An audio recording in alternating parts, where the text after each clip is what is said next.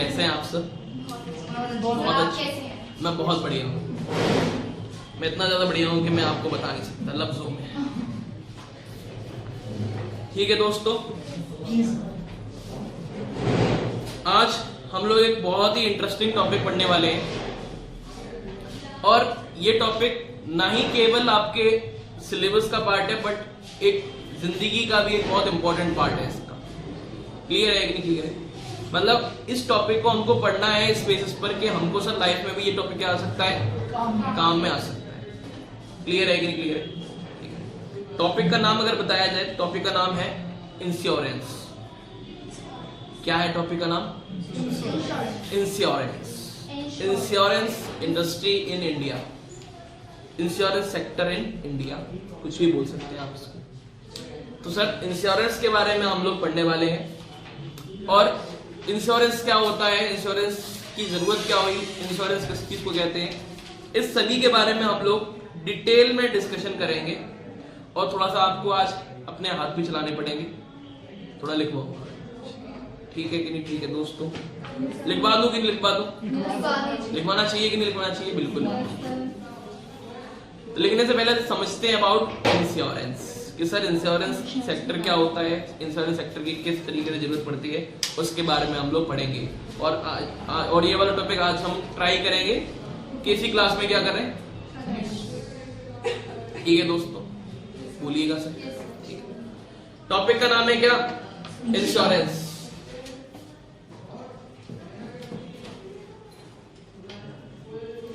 Insurance topic का नाम है। अच्छा, अगर मैं जनरली पूछूं तो कोई मेरे को बता सकता है कि सर इंश्योरेंस क्या होता है?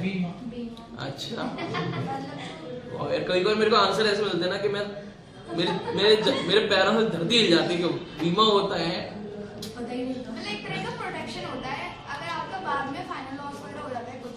ओके ठीक। और कुछ और बोलना चाहेंगे सर इंश्योरेंस? अच्छा, कह सकता हूँ कि इंश्योरेंस की नीड क्या हुई? What is the need of insurance? Sir इस टॉपिक की नीड क्या है?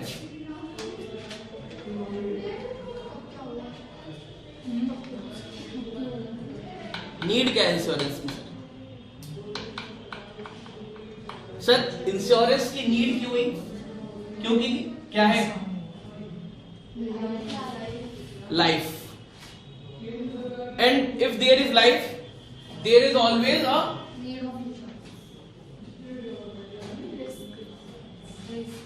लाइफ है, रिस्क है। Life is full of risk कहते हैं ना। तो अगर बात की जाए इंश्योरेंस की नीड क्यों हुई? क्योंकि समवेयर अराउंड, कहीं ना कहीं, हर एक पॉइंट ऑफ टाइम पर देयर इज अ रिस्क और risk are always uncertain. Life is uncertain, जिंदगी अनसर्टेन है, हर चीज अनसर्टेन है। कल क्या हो सकता है, अगले पल क्या हो सकता है, किसी को कुछ नहीं पता। तो कहीं ना कहीं कह सकता हूं कि sir life is full of risk. और जिंदगी में कोई भी चीज आती है तो वो क्या, किस फैक्टर के साथ आती है? रिस्क फैक्टर के साथ ही आती है। आप पढ़ रहे हैं, आप मेहनत कर रहे हैं, कोई कंफर्मेशन है आपको कि सर आपकी मेहनत कामयाबी होगी? नहीं ना। मतलब आप रिस्क कर रहे हैं, आप रिस्क में ही तो हैं। आपने लाइफ में अभी तक कोई भी काम किया, वो काम आपके फ्यूचर में यूज होगा ही होगा, इसकी क्या श्योरिटी है? कोई श्योरिटी नहीं।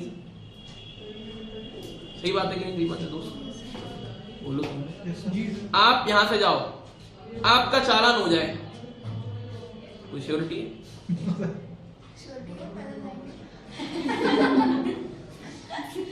तो कहीं ना कहीं कह सकता हूं कि सर इंश्योरेंस की नीड ही कहां से आई? लाइफ से और रिस्क से। अगर रिस्क है तो इंश्योरेंस है वहां पर। क्लियर है कि नहीं क्लियर है? ठीक है। तो अब मैं आपसे एक चीज पूछना चाहूंगा कि सर हमने तो ये जान लिया कि सर लाइफ है, इंश्योरेंस होता है, लाइफ है तो रिस्क है और रिस्क है तो इंश्योरेंस है। तो इंश्योरेंस क्या है ये बता दो। अब लाइफ में हमेशा क्या होता है? रिस्क आता है, रिस्क फैक्टर होता है। और हम क्या चाहते हैं? हम, अच्छा आप पढ़ क्यों रहे हो? For better future. या फिर कहीं नहीं कह सकता हूं कि आपको अगर मान के चलिए गवर्नमेंट जॉब में सिलेक्शन चाहिए था तो आप पढ़ने के अलावा कुछ और भी तो कर सकते थे, बट आपने पढ़ने का ऑप्शन क्यों चुना?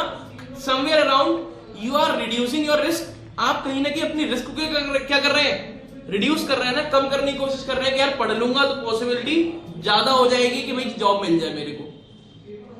तो हमेशा इंसान अपनी लाइफ में कोई भी काम करता है वो किस बेसिस पर करता है? अपनी रिस्क को सिक्योर करने के बेसिस पर।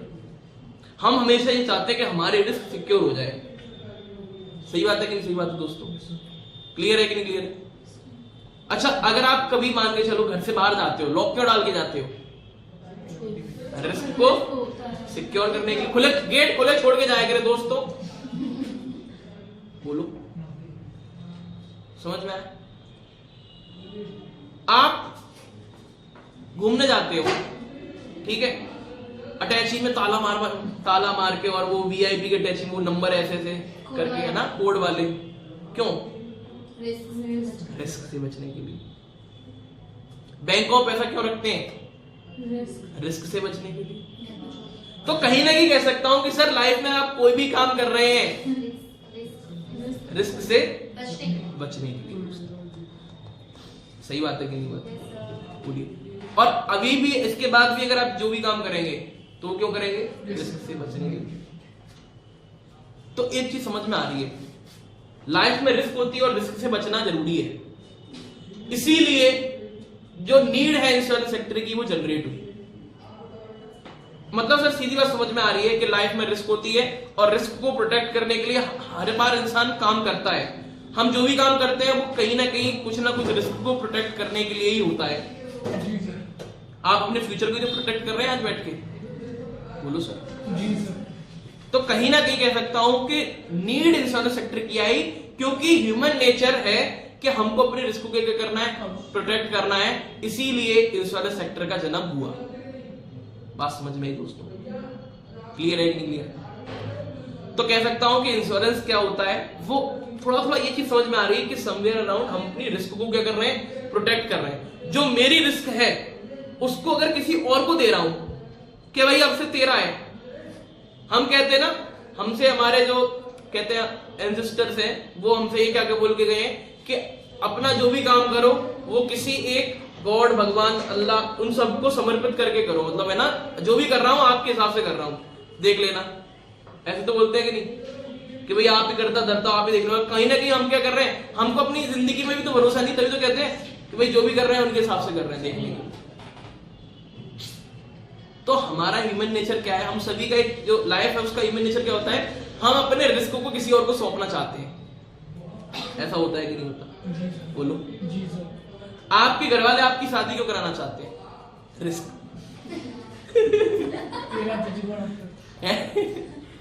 हाँ भाई, चाहे लड़का हो चाहे लड़की हो, कहते ना घर वाले, जब भाई साहब लड़का या फिर लड़की कहते ना उसकी उम्र भी बीत जाओगे, नहीं करूंगा नहीं करूंगा नहीं करूंगा, कहते अरे हमारी आंखों के सामने कर ले। मतलब हमारी आंखों के सामने मतलब क्या? रिस्क भाई। सही बात है कि नहीं? तो अपना वो चलाओ, अपनी गृहस्थी बनाओ। ये क्यों कहते हैं? रिस्क को प्रोटेक्ट करने के लिए दोस्तों। तो you are a risk for your parents. अब मैं आपको क्लास चला देता हूं। समझ रहे हैं कि नहीं दोस्तों? तो कहीं ना कहीं बात समझिए कि नीड क्यों जनरेट हुई, क्योंकि कहीं ना कहीं हमको क्या प्रोटेक्ट करना है? रिस्क को प्रोटेक्ट करना है। और अगर मैं इस रिस्क को किसी को क्या कर दूं? ट्रांसफर कर दूं, वही हो जाता है इंश्योर करना। उसकी क्या करना? इंश्योर करना, उसका बीमा करना। क्लियर है कि नहीं क्लियर? मतलब सर एक चीज सिंपल सी समझ में आ रही है, transferring of risk it's called as insurance. अपनी रिस्क को किसी और को ट्रांसफर करना ही क्या बोल दिया जाता है? इंश्योरेंस। क्लियर है कि नहीं क्लियर? अच्छा एक चीज मेरे को आप बताइए, हम लोग ऑनलाइन सामान खरीदते हैं कि नहीं खरीदते हैं? सीओडी लेते हैं, उसकी वीडियो बना के क्या करते हैं? चेक करते हैं।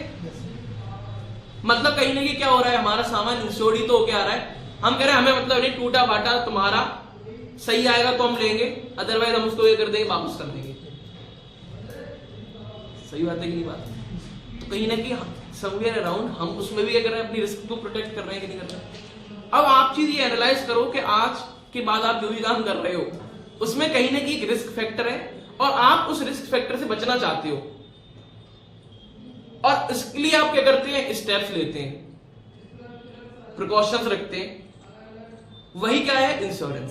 तो क्या यहां पर हम कौन से इंश्योरेंस के बारे में पढ़ रहे हैं सर? यहां पर हम लोग बात कर रहे हैं अबाउट इंश्योरेंस सेक्टर की, इंडिया की, कि इंडिया में सर किस तरीके से इंश्योरेंस काम करता है, इंश्योरेंस की नीड क्या है, मैंने आपको बता ही दिया। अगर बात की जाए तो इंश्योरेंस जो वर्ड है उसका यूज किया गया है कॉन्स्टिट्यूशन में भी। किसमें यूज किया गया है?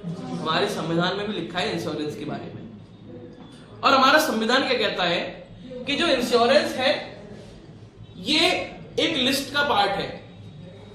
संविधान में लिस्ट होती है, संविधान में बेसिकली काम करने के लिए हमारे दो गवर्नमेंट है, एक सेंट्रल गवर्नमेंट और एक स्टेट गवर्नमेंट।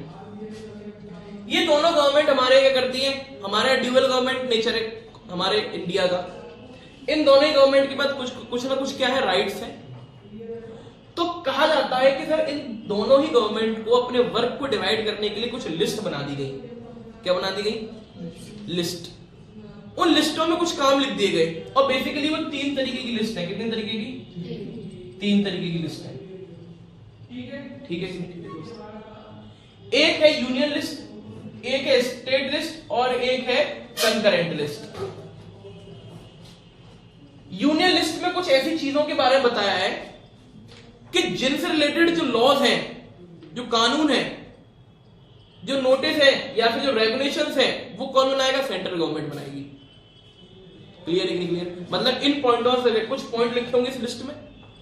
जैसे हमारे घर में भी क्या होता है ना, वर्क डिवीजन हो जाता है काम का, उसी तरीके से यहां पे कर दिया है।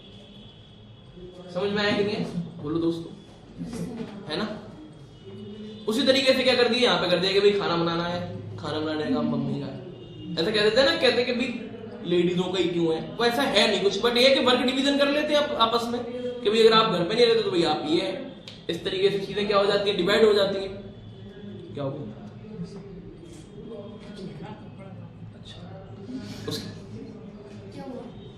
मैं वीडियो की पूछ रहा, कुछ हो गया क्या, बंद हो गई क्या? मैं आना तो पानी फिर जाएगा दोस्तों। ब्राइटनेस कम तो नहीं होगी उसकी? ऐसा नहीं होगी। हाँ, ब्राइटनेस कम हो गई क्या? उस पर टिप कर दो एक बार हल्का। ठीक है सर, फॉलो ठीक है दोस्त, जादू फॉलो ना डबल टिप कर देना। ओके, क्या हो गया? नहीं वो कभी बार आ जाता है, मेरे को पता है ना। ठीक है दोस्तों, back to topic. Sir central government, state government के कुछ वर्क है, वो कुछ लिस्ट में दिए गए कॉन्स्टिट्यूशन में। कुछ लिस्ट है जो यूनियन लिस्ट का पार्ट है, मतलब उसमें यूनियन गवर्नमेंट क्या बनी, सेंट्रल गवर्नमेंट हमारी यूनियन गवर्नमेंट। कुछ पार्ट है स्टेट का, उस पे स्टेट अपने क्या बनाती है, बाई लॉज बनाती है, लॉज वगैरह सब चीज बनाती है। और कुछ पार्ट है कंकरेंट का, जिसमें स्टेट ही बना सकती है लॉज, और कौन बना सकती है, यूनियन ही बना सकती है। जैसे अगर बात बताएं, एल्कोहल से रिलेटेड कानून कौन बना सकता है, स्टेट। तभी तो है जो गुजरात है वो ट्राई स्टेट है, बिहार है ट्राई स्टेट है, यूपी ट्राई स्टेट क्यों नहीं है, क्योंकि यहाँ के लॉज में नहीं। अरे बताओ यार दोस्तों, अभी आप दिल्ली में देख रहे हैं संग्राम चल रहा है, नहीं पता? अभी अरविंद केजरीवाल के घनिष्ठ जो है मनीष सिसोदिया जी जेल में क्यों है? क्योंकि स्टेट गवर्नमेंट के पास ही तो राइट था अल्कोहल से रिलेटेड कानून लाने का। उसमें ही तो वो क्या हुआ, सीबीआई की रेड में, अभी तो अंडर कस्टडी है अभी। अच्छा, अगर बात की यूनियन की, तो रेलवेज वगैरह से रिलेटेड कि भाई रेल में क्या क्या चीज होनी है, ये सब चीजें कौन बनाएगा, सेंट्रल। उसी में से और बहुत सारी चीजें हैं, मतलब जिसमें खाली कौन बनाएगा, सेंट्रल ही रूल्स बना सकता है, स्टेट के पास कोई भी उसमें राइट नहीं है। उसी में से एक है इंश्योरेंस से रिलेटेड सेक्टर। मतलब सर अगर बात करूं कि जो इंश्योरेंस से रिलेटेड बात करी गई है वो यूनियन लिस्ट में बात करी गई। कौन सी लिस्ट में? Union list. यूनियन लिस्ट के 7th शेड्यूल में बात करी गई है अबाउट किसकी, इंश्योरेंस की। क्लियर है कि नहीं क्लियर दोस्तों? तो आप देख सकते हैं कि सर यूनियन लिस्ट के 7th शेड्यूल बात करता है अबाउट इंश्योरेंस की। क्लियर है कि नहीं क्लियर? अब बात करें इंश्योरेंस में 2 पार्टी आती है। कितनी पार्टी आती है? 2। इंश्योरेंस के केस में दो पार्टी आती हैं। पहली पार्टी है इंश्योर्ड पार्टी, क्या नाम है भाई पहली पार्टी का? Insured party. और दूसरी पार्टी का नाम है इंश्योरर। इंश्योरर, ठीक है। पहली पार्टी का नाम क्या है? Insured party. और दूसरी पार्टी का नाम क्या है? Insurer party. क्लियर है कि नहीं क्लियर?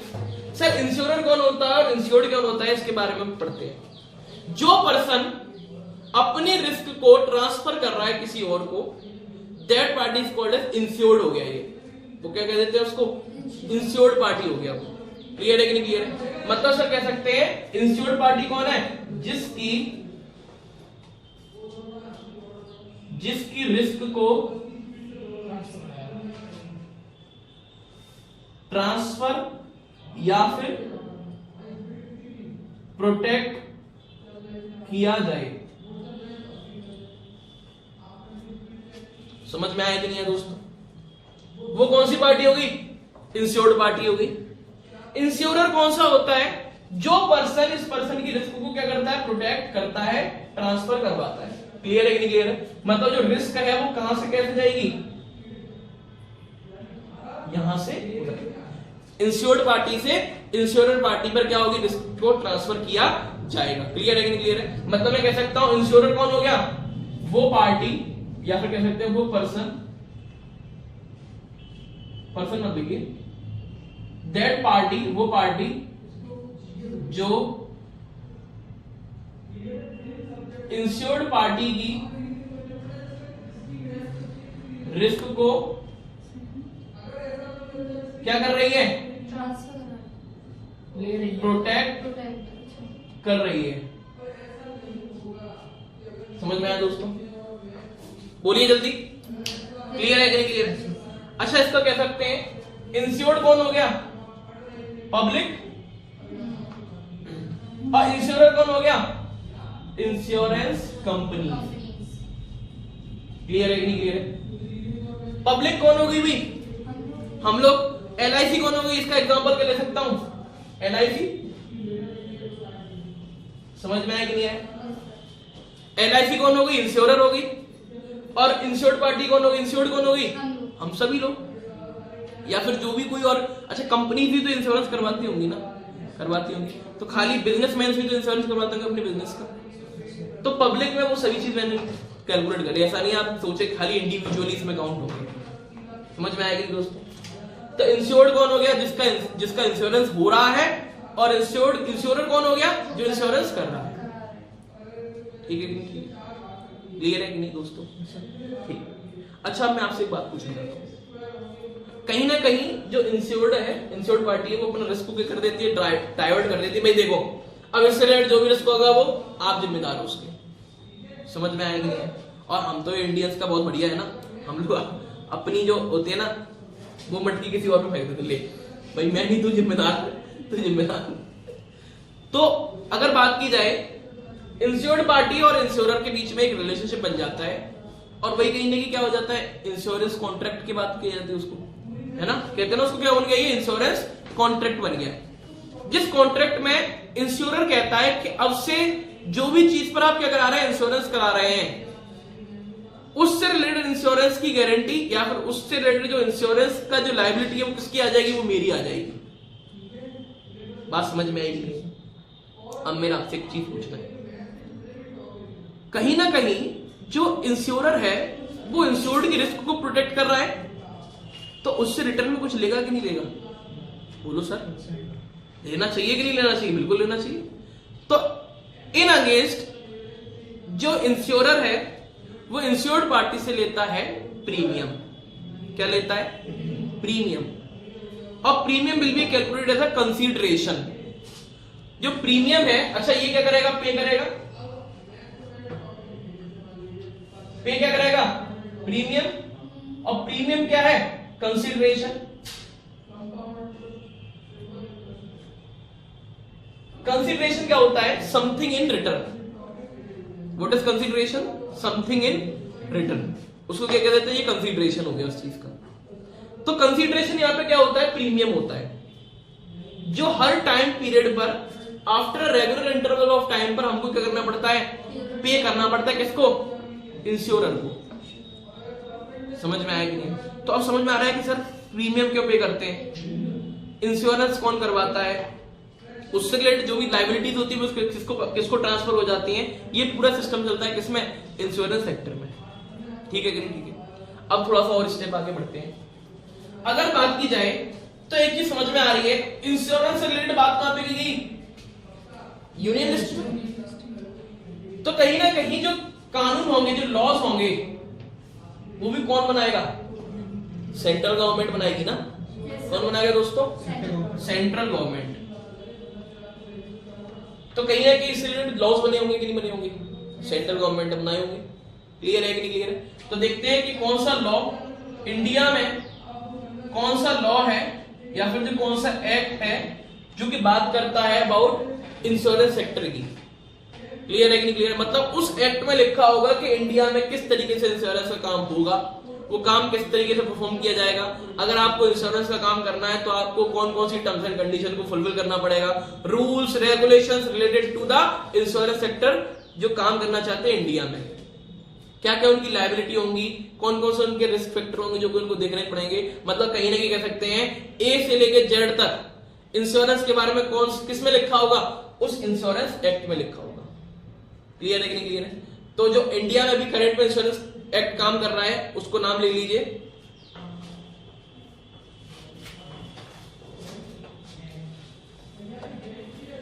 Insurance act 1938।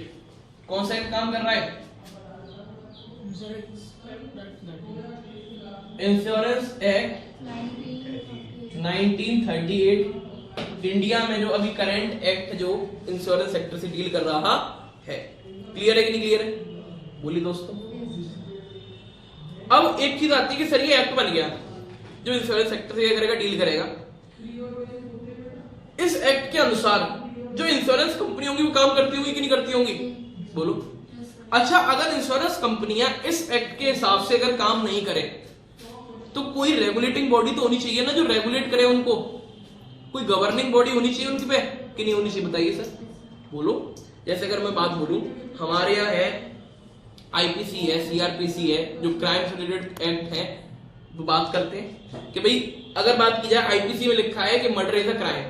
आईपीसी क्या कहता है, इंडियन पिनल कोड सुना है ना, अनूप सोनी, आईपीसी की धारा 302 के तहत अटेम्प्ट टू मर्डर का चार्ज आया दोस्तों यार। तो आईपीसी बात करता है अटेम्प्ट टू मर्डर की, मगर एक्शन कौन लेता है, वो आईपीसी एक्ट आपके पास चल के आता होगा ना, ऐसी किताब है जो है, एक्ट तो किताब में लिखा रहता है ना, चल के आती थी। कौन करता है भाई, जज करते हैं, पुलिस वाले होते हैं, वही तो एक्शन लेते हैं। मतलब कहीं नहीं कह रहा हूं कि वो एक्ट बताता है व्हाट इज राइट और व्हाट इज रॉन्ग, और उसके रिलेटेड जो गवर्निंग बॉडी है वो हमारी कोर्ट्स हैं, हमारी जो एग्जीक्यूटिव बॉडी है, मतलब कौन है, जो हमारी पुलिस है, आईपीएस ऑफिसर्स हैं, जो भी हमारे पुलिस वगैरह है, ये क्या करते हैं, उस कानून को इंप्लीमेंट करवाते हैं, एग्जीक्यूट कराते हैं। तभी तो उनको क्या कहते हैं, एग्जीक्यूटिंग बॉडी, क्योंकि ये कानून को क्या कराते हैं, एग्जीक्यूट कराते हैं। बात समझ में आ रही है? एकदम सिस्टमेटिक वे से चल रहा है कि नहीं चल रहा है, बोलो सर। कोई भी ऐसी चीज तो नहीं तो ऊपर से जा रही हो। तो अगर बात की जाए कि एक एक्ट तो बना दिया, बट इस एक्ट के तहत अगर कंपनियां काम नहीं करेंगी तो कोई बॉडी भी तो होनी चाहिए ना जो कि क्या करे, उस एक्ट को क्या करे, रेगुलेट करवाए, चलवाए। तो वो बॉडी का नाम है, लिख लीजिए, रेगुलेटिंग बॉडी। इस एक्ट के हिसाब से जो कि इंश्योरेंस एक्ट को क्या करती है, रेगुलेट करती है।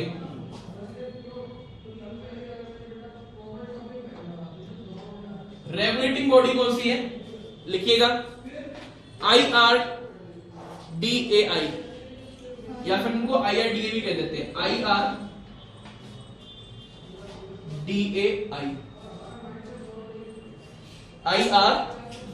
ये कौन है भाई, इंश्योरेंस सेक्टर की रेगुलेटिंग बॉडी है। बात समझ में आ रही है कि नहीं दोस्तों, क्लियर है कि नहीं क्लियर है? इसकी फुल फॉर्म लिख लीजिएगा, insurance regulatory and development authority of India. Clear है कि नहीं क्लियर है? ये अथॉरिटी, इसका नाम क्या है? Insurance regulatory and development authority of India. तो क्वेश्चन पुटअप हो गया कि सर इंडिया में कौन सी रेगुलेटिंग बॉडी है इंश्योरेंस सेक्टर की? कौन सी है? IRDAI, ठीक है, या फिर इसको IRDA भी बोल देते हैं, है ना, insurance regulating body of India. Clear है कि नहीं क्लियर है दोस्तों? अच्छा, ये जो बॉडी है इसको बनाने के लिए भी क्या हुआ? एक एक्ट पारित हुआ, क्योंकि ये बॉडी कैसी बॉडी बोली जाती है? ये बॉडी बोली जाती है बॉडी कॉर्पोरेट। इस बॉडी को बनाने के लिए पार्लियामेंट में क्या पास किया होगा? Special act. समझ में आएगा दोस्तों? मतलब इस बॉडी को बनाने के लिए पार्लियामेंट में क्या पास किया है? अच्छा, आरबीआई भी क्या एक बॉडी तो है? आरबीआई को तो बनाया होगा, कैसे बनी होगी? पार्लियामेंट में एक्ट पास करने के बाद आरबीआई एक्ट पास हुआ। उसी तरीके से IRDA को भी बनाने के लिए एक्ट पास हुआ, और वो बताता है कि किस तरीके से IRDA फॉर्म होगी, कैसे बनेगी, उसमें कितने मेंबर होंगे, कितने मेंबर क्या क्या काम करेंगे, उनकी क्या रूल्स है, क्या क्या रेगुलेशंस हैं, IRDA के ऑफिस कितनी जगह होंगे, उनके पास IRDA के पास ऑफिसर्स के पास क्या क्या पावर्स हैं, उनको अपॉइंटमेंट कैसे करना है, उनको हटाना कैसे है, ये तमाम तरीके की चीजें। पॉलिसी कौन बनाएगा, इस एक्ट के हिसाब से रेगुलेट क्या क्या चीजें करेगी, वो तमाम तरीके की चीजें किसमें दी होंगी? उस एक्ट में बताई होगी। और उस एक्ट का नाम लिख लीजिए, insurance regulating and development authority act 1999, मतलब IRDA एक्ट 1999। समझ में आ गई है? ये कैसे बनी? फॉर्म बाई, क्या हुआ? अभी बोला था इंश्योरेंस, पूरा बोल दीजिए। बता दे रहा हूं, IRDAI एक्ट 1991, वो पूरा वही है, खाली उसके आगे क्या लगाना है? एक्ट लगाना है। समझ में आएगा दोस्तों? क्या चीज? 1999 अच्छा 1999। क्लियर है कि नहीं क्लियर है? बोलिएगा सर। मतलब कहीं नहीं कह सकते अभी 23 साल पहले ही क्या बनी है, 23-24 साल पहले ही बॉडी बनी है। क्लियर? अच्छा, इसकी बेसिकली क्या क्या पावर फंक्शंस क्या होंगे? कहीं ना कहीं पूरे इंडिया में इंश्योरेंस सेक्टर को रेगुलेट करने की इसके पास क्या होगी? पावर होगी। बोलिएगा सर। अच्छा, कहीं नहीं कह सकते इंश्योरेंस कंपनी अगर कुछ गलत करती है तो ये IRDA है, ये क्या कर सकती है? एक्शन ले सकती है उनके खिलाफ। बात समझ में? अच्छा, मान के चलिए आपने कोई इंश्योरेंस प्लान ले रखा है और वो इंश्योरेंस कंपनी आपके प्लान के हिसाब से कुछ गड़बड़ी कर रही है, बिना बात के क्या कर रही है? ज्यादा प्रीमियम चार्ज कर रही है, या फिर कुछ भी और गलत काम कर रही है, आपके पैसे नहीं वापस दे रही है आपको। आपने अगर क्लेम किया तो क्लेम आपको वापस नहीं मिल रहा, इंश्योरेंस का क्लेम किया जाता है तो वो आपको वापस नहीं मिल रहा है, तो क्या होगा? आप कंप्लेंट दायर कर सकते हैं किसके पास? IRDA। मतलब सर आज मेरे को पता पड़ गया कि अगर मैंने इंश्योरेंस लिया है और इंश्योरेंस में अगर मेरे को कोई दिक्कत पड़ी है तो मैं किसको कंप्लेंट कर सकता हूँ? और धमका भी दे सकता हूँ। अगर आपने मेरे साथ गलत किया तो मैं आपको क्या कर सकता हूँ? आपके खिलाफ कंप्लेंट दे सकता हूँ IRDA में। और to be very honest, insurance sector बहुत सेंसिटिव सेक्टर माना जाता है इंडिया में, और इस पे होने वाले जो चार्जेस हैं उसके अगेंस्ट बहुत स्ट्रिक्ट एक्शन लिए जाते हैं कंपनी के विरुद्ध। बात समझ में आ रही कि नहीं आ रही दोस्तों? क्योंकि इंश्योरेंस सेक्टर को इसलिए और ज्यादा सेंसिटिव माना जाता है कि जो पर्सन है वो बेचारा पीड़ित है, परेशान है, इसलिए तो आपके पास आया है, और आप उसके मजे ले लोगे तो फिर कैसे काम चलेगा दोस्तों? समझ में आएंगे? ठीक है कि नहीं? ठीक है। तो हमने कुछ टॉपिक के बारे में भी पढ़ा।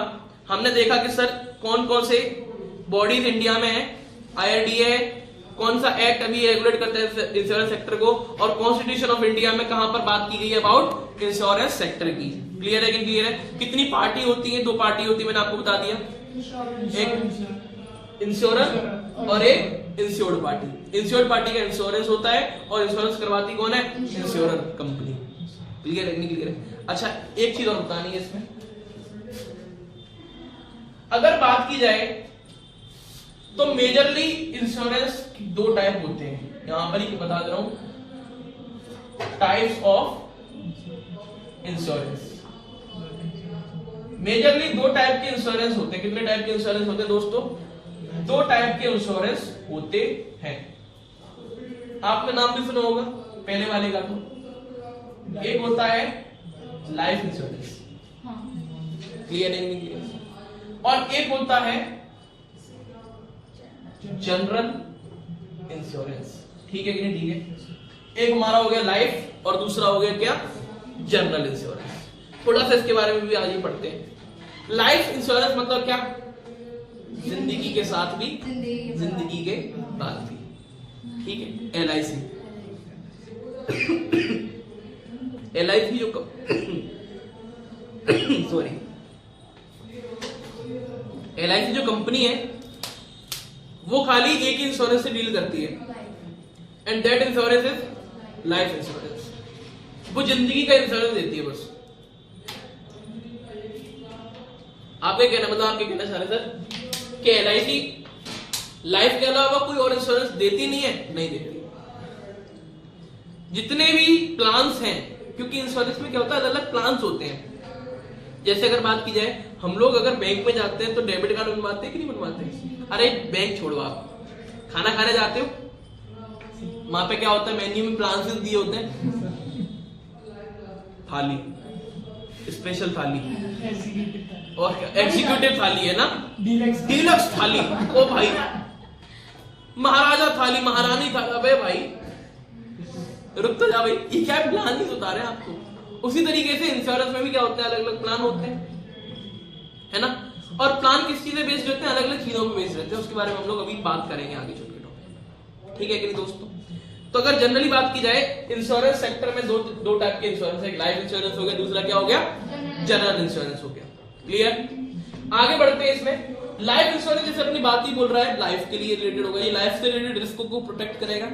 इसमें क्या होना चाहिए, कहीं ना कहीं क्या होगा, यहाँ पर लोग क्या करेंगे, अपने जीवन से रिलेटेड क्या करेंगे, इंश्योरेंस करवाएंगे कि अगर मैं नहीं रहा तो मेरे जाने के बाद जो मेरे डिपेंडेंट हैं, जो मेरे पे बेचारे जो जीवन काटते हैं, उनको कहीं ना कहीं एक सम एश्योर्ड मिल जाए, पैसा मिल जाए, जिससे कि वो आने वाले टाइम में अपने जीवन को क्या कर सके, अच्छा बेहतर बना सके। यही कहीं ना कहीं लाइफ इंश्योरेंस का मोटिव होगा, और यही लाइफ इंश्योरेंस बोलता है। क्योंकि मैंने बताया life is full of risk. हमें सर्टेनिटी नहीं है कि भाई कल को हम है भी या नहीं। उस चीज को प्रोटेक्ट करने के लिए इंश्योरेंस लिया जाता है, उसको कहते हैं लाइफ इंश्योरेंस। जनरल इंश्योरेंस क्या हो गया सर? बाकी जितने भी अलग अलग क्या है इंश्योरेंस है, जैसे house insurance, motor insurance, motor car insurance, है ना। मोटर में मतलब सभी चीज आ गई, कार, व्हीकल वगैरह सब, ठीक। दूसरा कह सकते हैं प्रोफेशनल इंश्योरेंस। एक प्रोफेशनल इंश्योरेंस भी होता है, जैसे जो प्रोफेशनलिस्ट होते हैं ना, डॉक्टर हो गया, इंजीनियर्स हो गए, सीएस हो गए, सीएस हो गए, है ना, ये सभी क्या प्रोफेशन से प्रोफेशनलिस्ट है। एडवोकेट हो गए, ये क्या देते हैं, सर्विसेज तो देते हैं ना अपनी। डॉक्टर क्या सर्विस तो देता है। अच्छा, इनसे रिलेटेड अगर कोई भी गलती होती है तो ये क्या करते हैं, प्रोफेशनल इंश्योरेंस लेते हैं। क्या लेते हैं दोस्तों?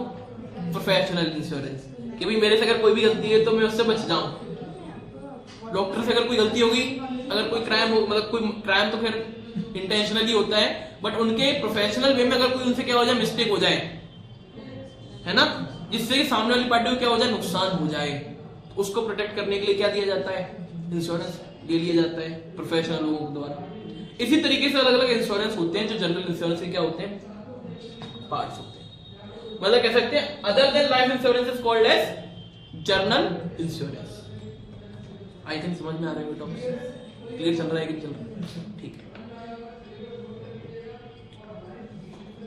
थोड़ा सा हिस्ट्री ऑफ लाइफ इंश्योरेंस लिख लेते हैं एक बार, कुछ पॉइंट बता दूंगा, वो लिख लीजिएगा।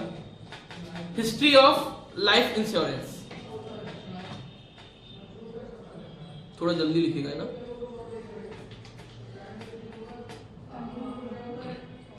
हिस्ट्री ऑफ लाइफ इंश्योरेंस,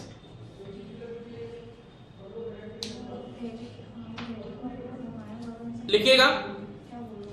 पहला पॉइंट डाल के, oriental life insurance company, oriental ORIENTAL life insurance company, ठीक है। इसके आगे डैश लगा देना, ऐसे देखिए लिख दिया आपने, उसके बाद ऐसे कर देना, ठीक है, जिससे कि क्या हो, आपके नोट्स बनते हैं ऐसे, ठीक है। डैश लगा देना। First life insurance company in India? First life insurance company in India, फिर आगे डैश लगा देना ऐसे एरो।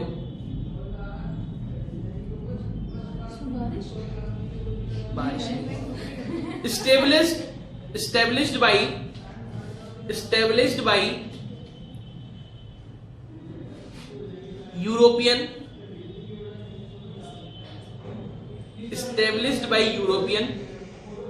किसने एस्टेब्लिश करी है?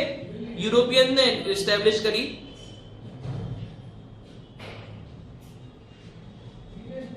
इन आगे डैश लगा के लिख देना कैलकटा।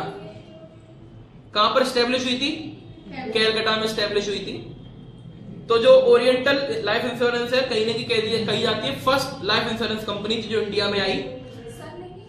हाँ बता रहा हूं, इसकी फेल्ड वाली सन है, मतलब जब ये फेल हो गई थी। नीचे स्टार मार्क लगा के देना। This company however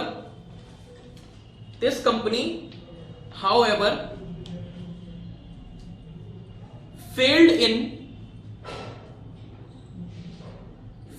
in 1834। failed in 1834। ठीक है दोस्तों, नेक्स्ट लिखेंगे, next point.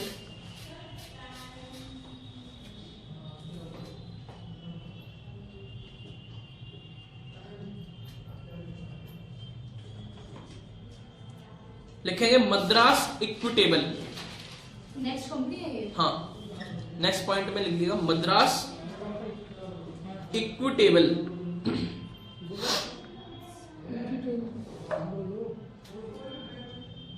Second insurance company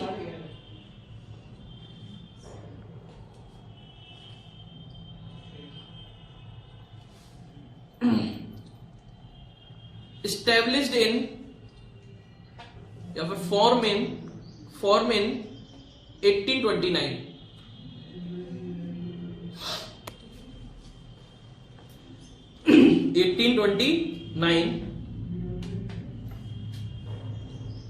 dash लगा लिखना। Transacting in life insurance business, किसमें ट्रांजैक्ट करती थी ये? लाइफ इंश्योरेंस बिजनेस में ट्रांजैक्ट करती थी। Transact in life insurance business, आगे डैश लगा लिखना। सिचुएटेड इन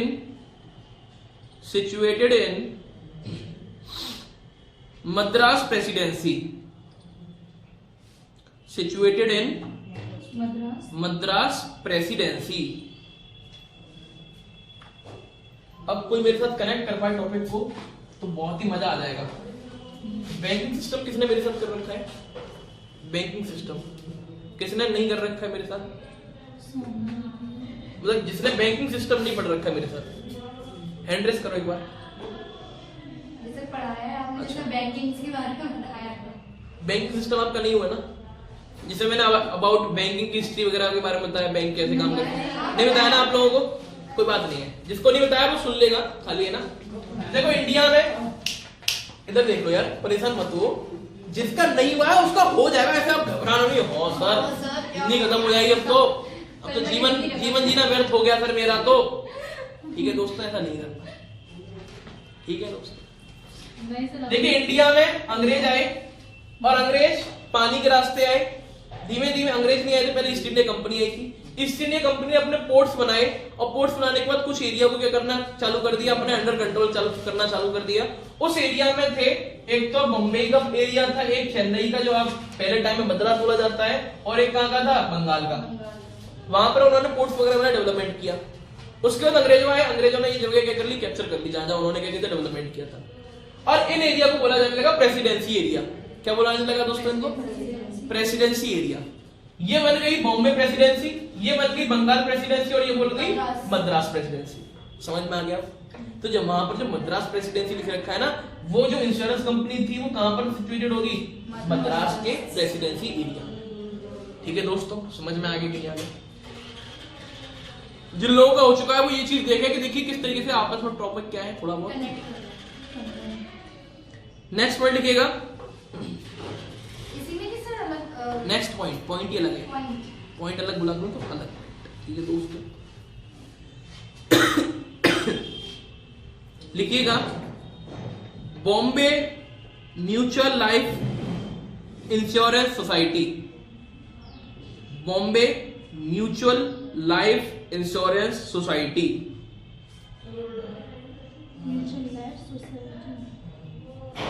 द डैश लगा के लिखना, एरो लगा के, the first life insurance, the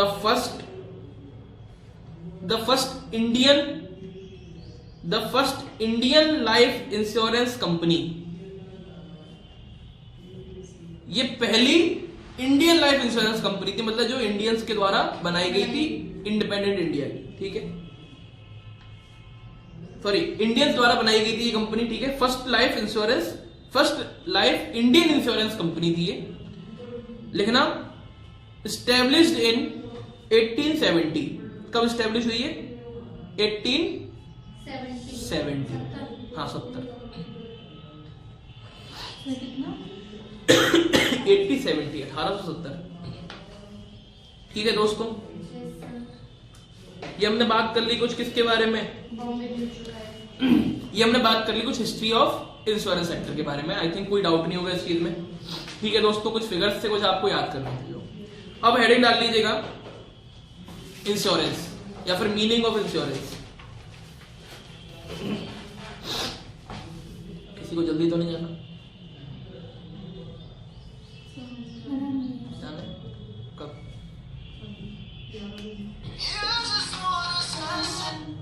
अभी जाना है? टॉपिक करा देता ना, इसलिए कह रहा था। इतना मत खींचना, भूखे प्यासे मर जाएंगे। नहीं आधा घंटा जा सकता। मीनिंग चलिए तो मीनिंग तो लिख लो दोस्तों। अभी तो ऐसे घबराओ मत आप, जिंदगी अभी खत्म नहीं हुई है तो और लिखिएगा an arrangement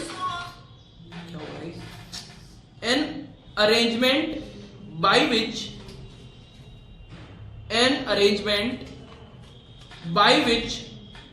a company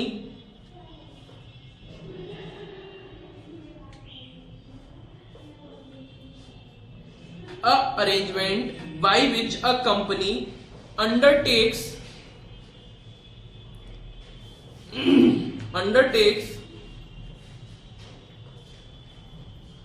to provide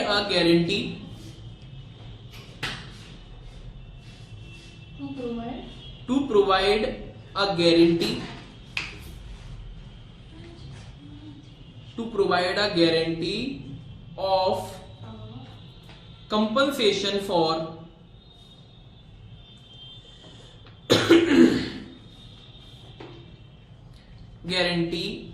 compensation for specified loss, damage, illness, loss, damage, illness, or death in return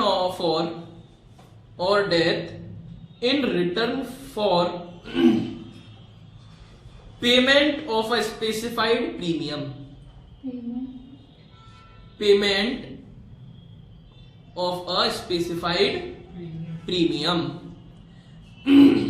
ठीक है कि नहीं? ठीक है। नेक्स्ट पॉइंट लिख लेंगे टाइप्स ऑफ इंश्योरेंस।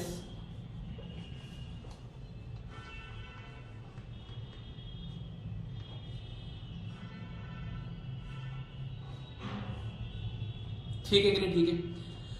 मैं समझा दे रहा हूं, पहले ऊपर का समझ लीजिए ना।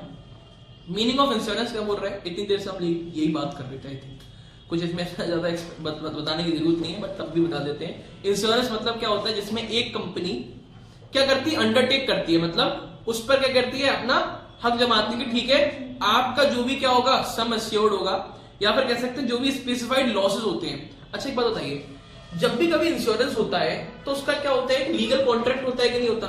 ऐसा थोड़ी नहीं मुंह से बोल दिया। अच्छा आपका इंश्योरेंस करवाता कौन है? इंश्योरेंस के जो कहते हैं एजेंट्स होते हैं, एजेंट्स ही तो होते हैं। और एजेंट किसको रिप्रेजेंट करते हैं? अपने प्रिंसिपल को। प्रिंसिपल और एजेंट रिलेशनशिप होता है। एजेंट अपने, अच्छा कोई भी मैनेजर है किसी दुकान में तो किसको रिप्रेजेंट करेगा? दुकान के मालिक को ही तो करेगा ना। अगर उससे गलती हुई तो किससे गलती हुई? दुकान के मालिक से। तो जो इंश्योरेंस एजेंट है वो किसको रिप्रेजेंट कर रहा है? अपनी कंपनी को। और जब वो आपके पास आता था ऐसा बोल देता है, अरे मेरी मुंह जवानी है, तेरा इंश्योरेंस हो गया, बस बात खत्म। ऐसे बोल देता है, मेरी कसम तेरा इंश्योरेंस। ऐसे बोलता है क्या? नहीं। क्या करेगा? आपको कागजी कार्रवाई करेगा, मतलब लीगल पेपर वर्क होगा आपके साथ। उस पेपर वर्क में क्या होगी? टर्म्स एंड कंडीशन होगी। मतलब कहीं नहीं कह सकते कॉन्ट्रैक्ट हो रहा है आपके साथ, और उस कॉन्ट्रैक्ट में बताया जाएगा कि जो भी लॉस है वो स्पेसिफाइड नेचर का होता है। स्पेसिफाइड मतलब किस चीज के लिए आप क्या कर रहे हैं? इंश्योरेंस करवा रहे हैं। वो उसका पता होता है कि नहीं होता? कि भाई मैं मान के चलिए मैं अपना इंश्योरेंस करा हूं, लाइफ का इंश्योरेंस करवा रहा हूं, तो मेरे को मैं उसमें देखूंगा कि विच प्लान मैं कौन सा प्लान मैं आपको क्या कर रहा हूं? चूज कर रहा हूं कि मेरे को ये वाला प्लान चाहिए। तो उसमें स्पेसिफिकली मेंशन होगा कि mister Nakul Pachauri wants to take this plan, इतना प्रीमियम पे करना है उनको, उस पर मैं एग्री हो जाऊंगा। मतलब कहीं ना कहीं जो प्रीमियम है वो भी क्या है? स्पेसिफाइड है। मंजा तो नहीं है ना, स्पेसिफाइड है। प्रीमियम भी स्पेसिफाइड, मेरा लॉस भी क्या है? स्पेसिफाइड। जब मैं अगर नहीं रहा है ना तो कहीं ना कहीं जो पेमेंट मिलेगा वो भी स्पेसिफाइड होगा।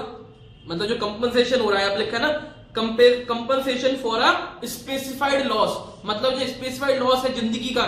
मैंने बताया ना मेरी लाइफ है, तो ये लॉस का स्पेसिफाइड हो गया ना कि ये इंसान जाएगा तो कितना पेमेंट मेरे को मिलेगा, या फिर मेरे लीगल हेयर है, जो लीगल जो जिंदा है लोग, उनको कितना पेमेंट मिलेगा, किसको मिलेगा, ये भी सब चीज क्या होती है उस कॉन्ट्रैक्ट में स्पेसिफिकली मेंशन की जाती है। इन सभी प्रोसेस को क्या कह देते हैं? इंश्योरेंस। ये सभी चीज क्या होती है? इंश्योरेंस। तो समवेयर अराउंड जो हमारे रिस्क है वो इंश्योरर क्या करता है? लेता है किससे? इंश्योर्ड पार्टी से, और उसको इंश्योर्ड करवाता है कि भाई अब इससे रिलेटेड तेरे को कोई भी दिक्कत नहीं आएगी। आएगी तो कौन झेलेगा? अपन। कौन झेलेगा? क्लियर है दोस्तों? बोलो सर। ठीक है कि नहीं? ठीक है। तो आज के लिए इतना रखते हैं, and rest of the thing will discuss in our next class. Thank you very much. Good morning everyone. Good morning sir. कैसे हैं आप सब? बढ़िया है, मैं बहुत बढ़िया। आ रहा हूँ, मैं फ्रेम में आ रहा हूँ, बहुत अच्छे से आना चाहिए। लास्ट क्लास में हमारा कौन सा टॉपिक चल रहा था दोस्तों? इंश्योरेंस चल रहा था, है ना? टाइप्स ऑफ इंश्योरेंस तक लिखवा दिया था, देखिए जल्दी। हेडिंग डलवा दी थी, है ना?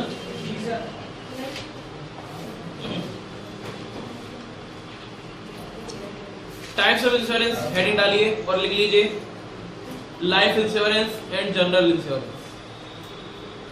दो तरीके के इंश्योरेंस बताए थे आपको।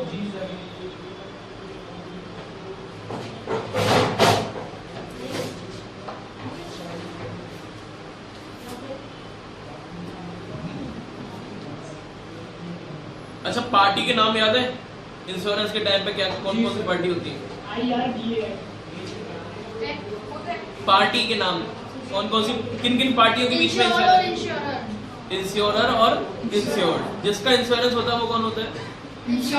इंश्योर्ड। क्योंकि उसका क्या होता है? उसका जो लायबिलिटी है वो क्या हो जाती है? इंश्योर्ड हो जाती है, इसलिए उसको क्या बोल देते हैं? इंश्योर्ड। और जो करता है वो इंश्योरर कंपनी होती है, जो इंश्योरेंस कंपनी है जो इंश्योरेंस प्रोवाइड करती है, और जिसका इंश्योरेंस होता है वो कौन होता है? समझ में आया कि नहीं आया? कोई दिक्कत इस चीज में? अगर बात की जाए, नेक्स्ट हेडिंग डालिएगा principle of insurance. Principles of insurance.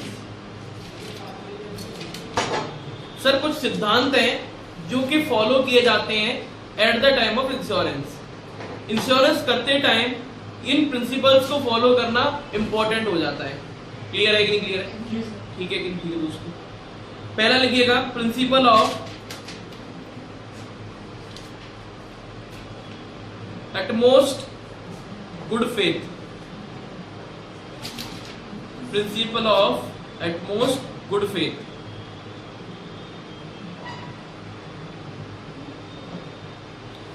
Sir अगर बात की जाए principle of utmost good faith, ये प्रिंसिपल सीधी बात एक चीज कहता है कि सर जो पार्टी है इंश्योरर और इंश्योर्ड, तो इंश्योरर को हमेशा इंश्योरेंस के टाइम पर इंश्योर्ड पार्टी का हमेशा गुड फेथ देखना है, उसको अपना पर्सनल इंटरेस्ट नहीं देखना उस चीज में, क्योंकि कहीं ना कहीं आप इस सेंसिटिव मैटर में काम कर रहे हैं, तो वहां पर जो मैटर है उसमें कहीं ना कहीं ट्रस्ट का ज्यादा बिलीव होता है ना। विश्वास के साथ ही तो हम कहीं ना कहीं क्या करते हैं, किसी को अपनी जिम्मेदारियां सौंपते हैं कि नहीं सौंपते दोस्तों। तो यहाँ पर principle of utmost good faith कहता है कि सर जो भी कॉन्ट्रैक्ट के टाइम पे होगा वो गुड फेथ में किया जाना चाहिए, सारी टर्म्स एंड कंडीशन कहीं ना कहीं इंश्योर्ड के बिहाफ पर होनी चाहिए, ना कि उसके अगेंस्ट में होनी चाहिए, उसके विरोध में कोई ना कुछ भी कॉन्ट्रैक्ट में ऐसी चीज ना लिखी हो जो कि कहीं ना कहीं इंश्योर्ड पार्टी को क्या करे, अगेंस्ट में जाए। क्लियर है कि नहीं क्लियर है? इसमें लिख लीजिए नीचे, according to this principal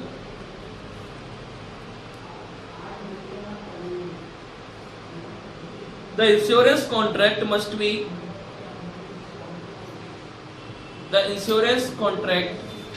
be signed by both parties, और कौन कौन सी पार्टीज है यहाँ पे, ठीक है, ब्रैकेट में लिख लेना insured and insurer.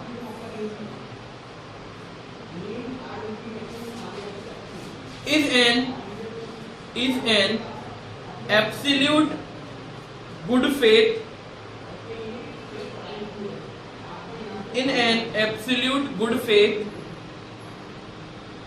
or belief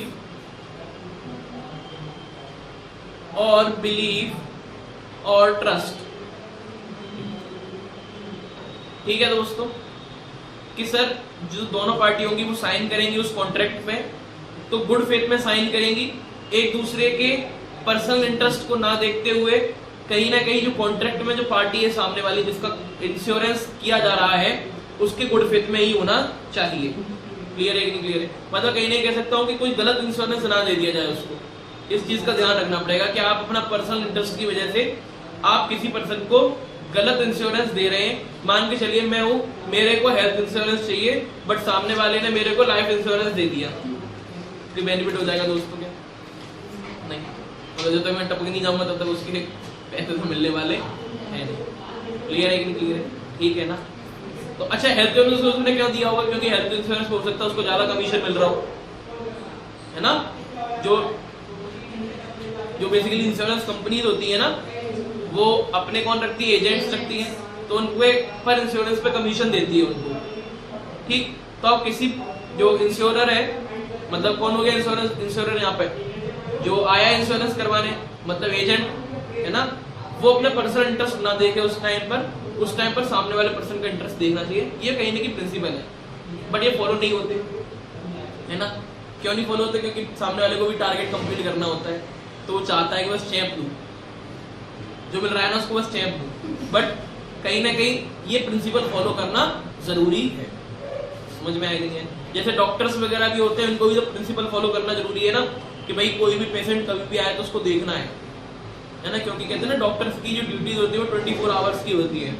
कभी भी कोई भी अगर जरूरतमंद हो, ये उनको ओथ दिलवाई जाती है, शपथ दिलवाई जाती है ना। जैसे अगर बात की जाए तो वो कभी भी रॉन्ग प्रैक्टिस नहीं करेंगे। रॉन्ग प्रैक्टिस मतलब एक जनरल पब्लिक को नहीं पता है कि उसके शरीर में क्या बीमारी है ना।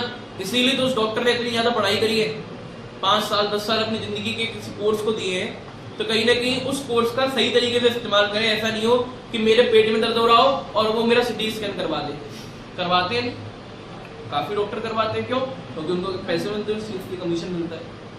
उसी तरीके से इंश्योरेंस सेक्टर में भी बोला जा रहा है कि इन प्रिंसिपल्स को फॉलो करना जरूरी है। क्लियर है ना? कुछ सिद्धांत है, उनको देखना जरूरी है, बट प्रैक्टिकल लाइफ में कहीं ना कहीं हम देखते हैं कि वो फॉलो नहीं होते। बट करना चाहिए कि नहीं करना चाहिए? करना चाहिए। नेक्स्ट लिखिएगा,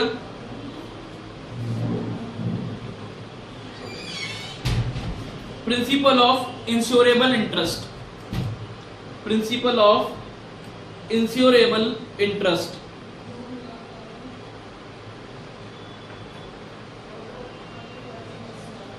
इसमें लिखिएगा the principle of insurable interest state that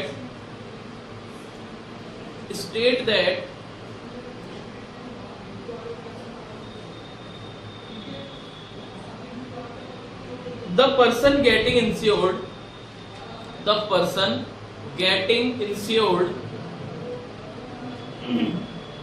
must have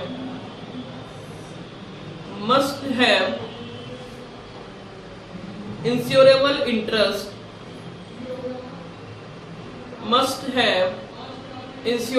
interest in the object of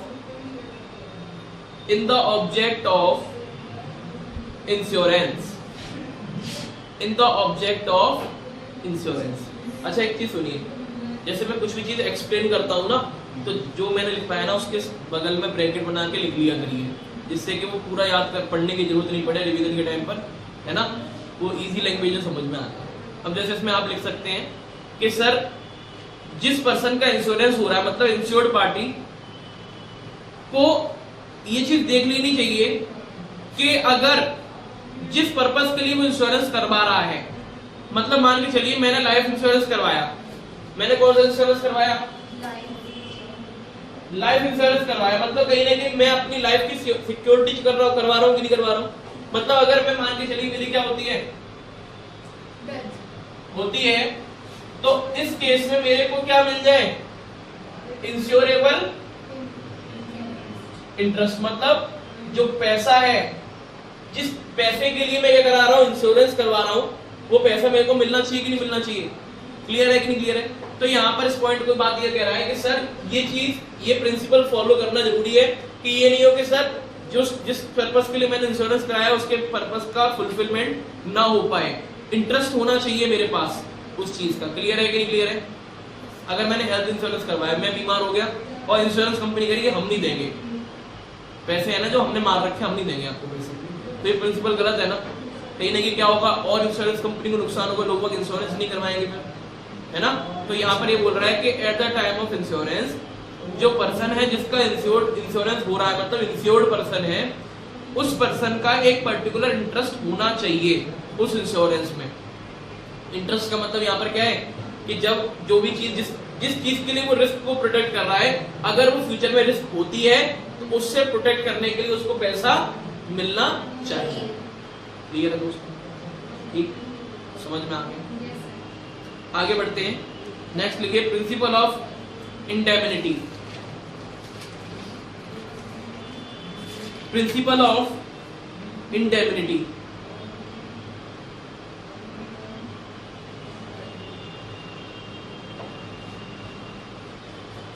INDEMNITY,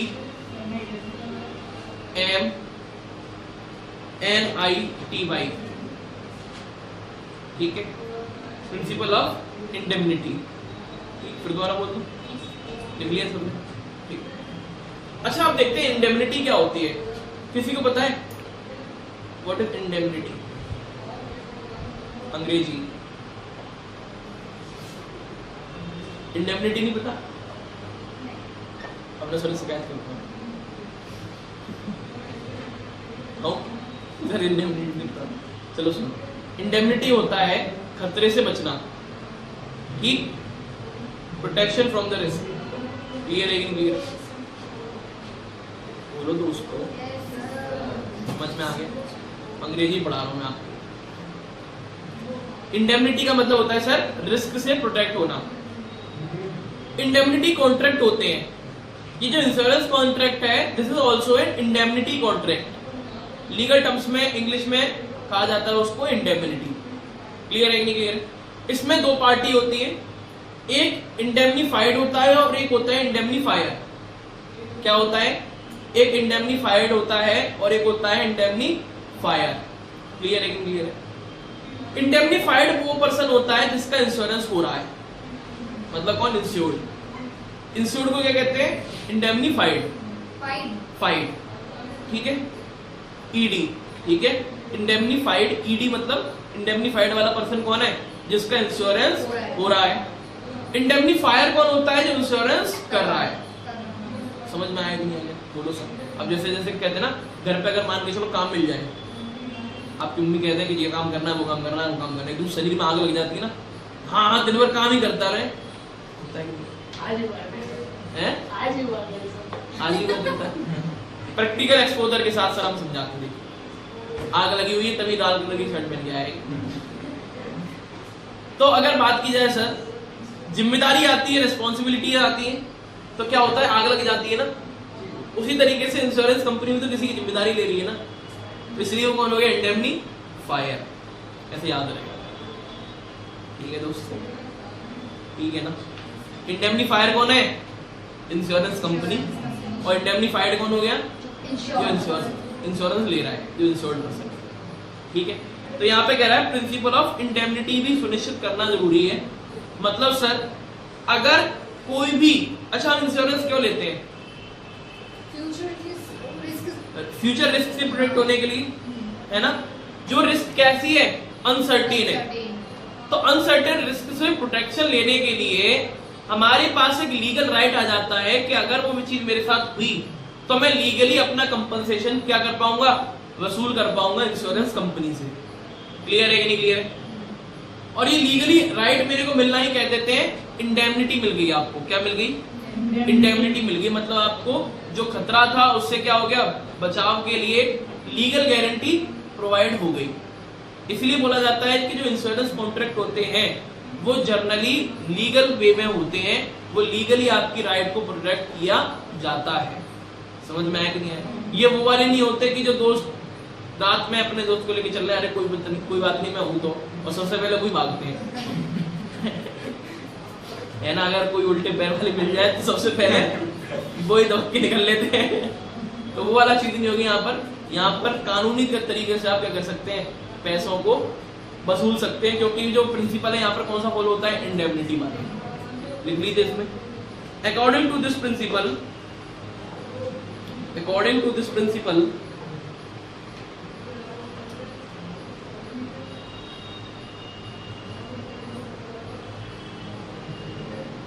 an insurance contract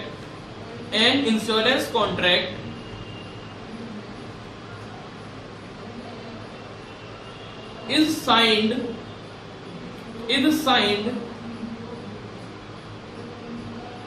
an insurance contract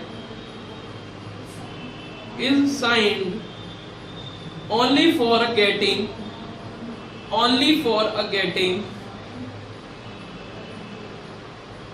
protection against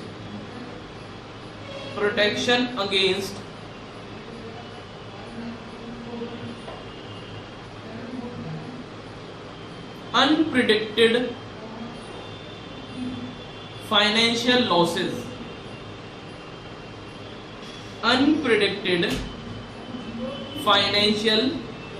losses, arising due to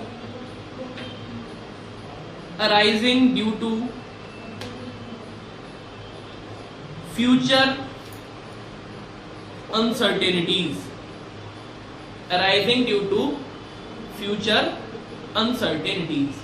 अच्छा एक बात बताइए सर, जो इंश्योरेंस कॉन्ट्रैक्ट है उनका मेन गोल क्या होता है, उनका मेन गोल क्या है सर, रिस्क से बचाना।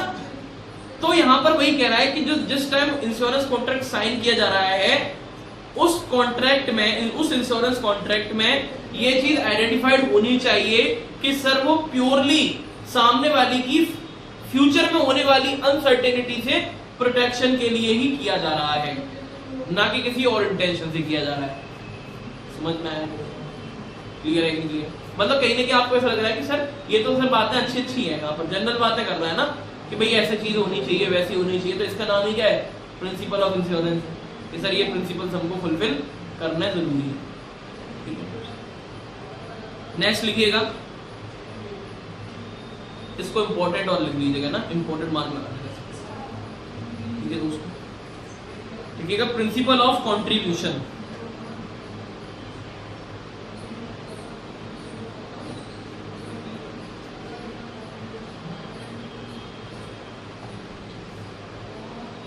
ठीक, प्रिंसिपल ऑफ कंट्रीब्यूशन। कितने टाइप होते हैं? प्रिंसिपल कितने टाइप, तो ये प्रिंसिपल्स हैं, कितने भी हो सकते हैं। सिद्धांत तो कितने भी हो सकते हैं ना, कि भाई ये चीज होनी चाहिए, वो चीज होनी चाहिए, मगर मैं जनरल जो कह सकते हैं स्पेसिफिक है, इंपॉर्टेंट है, खाली मैं बता रहा हूँ। क्यों, क्या करना है तेरे को, नहीं बताऊंगा। जितने मेरे को लिखाने उतने लिखवाऊंगा ना, है तो बहुत सारे, अब सब बताऊंगा। अब जैसे मैं बताऊं कि भाई प्रिंसिपल तो ये भी कहता है कि जो जिसका इंश्योरेंस हो रहा है उसी के सिग्नेचर होना जरूरी है, मगर क्या करते हैं, हस्बैंड वाइफ के सिग्नेचर कर देते हैं। समझ में आया? अब ये जनरल लिखवाऊंगे, ठीक है, नहीं, जो इंपॉर्टेंट है खाली वही लिखवा दूंगा उसको, ठीक है। क्या कहते हैं, अगर बात की जाए सर इस प्रिंसिपल की, ये प्रिंसिपल थोड़ा समझना जरूरी है। मान के चलिए ये तन्मय, ठीक है दोस्त, ये तन्मय, अब तन्मय ने क्या किया, गेम खेला, मेरे से पढ़ के गया था, तो ये गेम चेंजर बन गया है ना, तो वो गेम खेलता रहता है ये। इसने क्या गेम खेला कि सर इसने कहा कि मान के चलिए मैं एक लाइफ इंश्योरेंस करवाता हूँ। क्या इंश्योरेंस करवाता हूँ, लाइफ छोड़ो है ना, लाइफ छोड़ो, लाइफ इंश्योरेंस। सर मेरी एक कार है, क्या है, मेरी एक कार है, ठीक है, इस कार की कीमत है 10 लाख रुपए।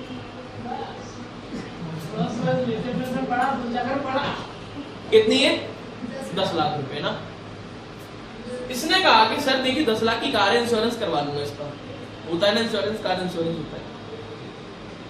इसने कहा कि भाई एक कंपनी है, मान के चलिए HDFC इंश्योरेंस कंपनी, बैंक भी इंश्योरेंस की इंश्योरेंस सेक्टर में है ना, HDFC इंश्योरेंस कंपनी है मान के चलिए। HDFC इंश्योरेंस कंपनी ने क्या करवाया, इसने अपनी कार पे क्या करवा लिया, इंश्योरेंस करवा लिया, कितना तक का, अप टू 10 लाख का, कि अगर 10 लाख तक का कोई भी नुकसान होता है तो क्या हो जाएगा, इसको मिल जाएगा, ठीक है। समझ में आ रहा दोस्त, ठीक है। आपने कहा सर ऐसा क्या गेम खेल दिया इसने, तो मेरे को भी पता है, अभी रुक जाओ।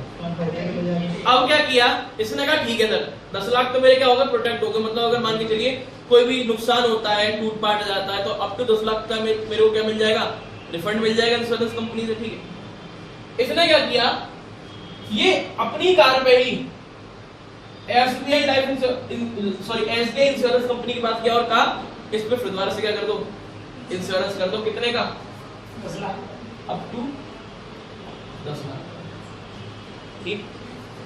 मतलब इसने एक कार पे कितने का इंश्योरेंस करवा लिया, 20 लाख का इंश्योरेंस करवा लिया। कार की एक्चुअल वैल्यू कितनी है, 10 लाख। करवा सकते हैं, बिल्कुल करवा सकते हैं, एक नहीं 3 से इंश्योरेंस करवा लो, ठीक है कि नहीं। अब सुनो क्या होगा, इसने अपनी कार बेच दी और 5 लाख का नुकसान हो गया। कार बेच दी मतलब कार दे मारी किसी ने। अब उसने कहा मुझे आएंगे, कैसे मुझे आएंगे, इसने कहा 5 लाख तो HDFC और 5 लाख SBI, दोनों से लूंगा और एक नई कार ले आऊंगा। 5 और 5 10 हो गए। कर सकते हैं कि नहीं कर सकते, बिल्कुल कर सकते हैं, बट पैसे मिलेंगे नहीं। समझ में आया, क्यों, क्योंकि प्रिंसिपल ऑफ कंट्रीब्यूशन लग जाएगा। प्रिंसिपल ऑफ कंट्रीब्यूशन क्या कहता है, जो नुकसान हुआ है, अगर आपने एक ऑब्जेक्ट पे मतलब सिंगल ऑब्जेक्ट पे अगर आपने मल्टीपल इंश्योरेंस करवा रखे हैं और अगर इस ऑब्जेक्ट को कोई नुकसान होता है तो इस ऑब्जेक्ट की जो भरपाई होगी वो दोनों ही तीनों ही जितनी पार्टियों से इंश्योरेंस करवा रखा है वो कंट्रीब्यूशन के साथ करेंगी। मतलब 5 लाख का नुकसान या तो HDFC पूरा कर देगी और फिर आधा किससे रिफंड करवा लेगी, SBI से, या फिर SBI पूरा कर देगी और 50% किससे मिल जाएगा उसको, या फिर दोनों आधा आधा कर सकते हैं, या फिर जितने भी रेशियो में करना चाहे उनका म्यूचुअल कॉन्ट्रैक्ट बने उतने रेशियो में कर सकते हैं। समझ में आ गया प्रिंसिपल ऑफ कंट्रीब्यूशन दोस्तों, ठीक है। तन्मय तेरी चालाकी धरी की रह गई। ऊपर से इसने क्या किया, नुकसान क्या हुआ, इसको डबल क्या प्रीमियम पे करना पड़ रहा है, क्योंकि पहला प्रीमियम किसको पे करेगा, HDFC को, दूसरा प्रीमियम करवा बेटा और इंश्योरेंस 10 करवा के रखेंगे। ऐसा कर सकते थे, इसलिए ऐसा प्रिंसिपल बनाया कि इंसान क्या कर सकते थे, एक चीज पर एक से ज्यादा बार इंश्योरेंस ले सकते थे। समझ बुक में कुछ तन्मय जैसा तो रोज लेके जाता और दिमाग लगे। ठीक है दोस्तों, चलिए लिखना चाहे लिख लीजिए, इसमें समझ में आ गया कि नहीं आ गया? लिखना, पहला पॉइंट लिखिएगा। सर अभी भी तो हो जाता है ऐसा कुछ, क्या ऐसा कुछ होगा अभी भी तो हो जाता है। सर मैंने अपनी एक्ट वाला देखा इसलिए कह रहा हूँ। सर ऐसा था मतलब उसकी मतलब दूसरे तीसरे, मैंने क्या बोला? ये प्रिंसिपल है। सुनो तो सही बात। मैंने क्या बोला? ये प्रिंसिपल्स हैं, ये प्रिंसिपल्स फॉलो करने चाहिए। ठीक, अब ऐसे तो मैं बोलूं कि भाई लोग क्या करते हैं, फर्जी डेथ सर्टिफिकेट बनवा के LIC का पैसा वसूल लेते हैं, कागज में मर जाते हैं और वैसे जिंदा रहते हैं। और इससे मिलो भाई, लिखो चलो। It applies to all contracts of indemnity. It applies to all contract of indemnity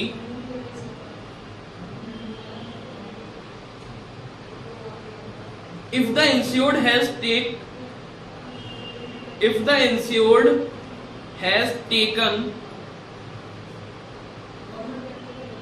taken out more than one policy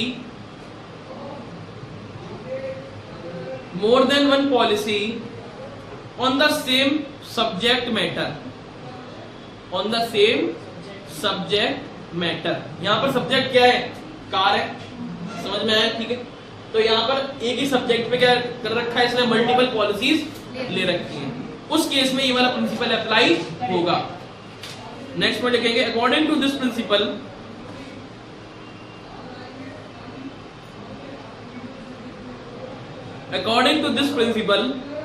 the insured can claim the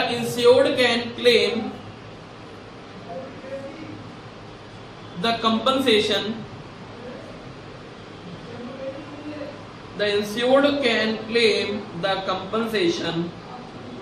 only to the extent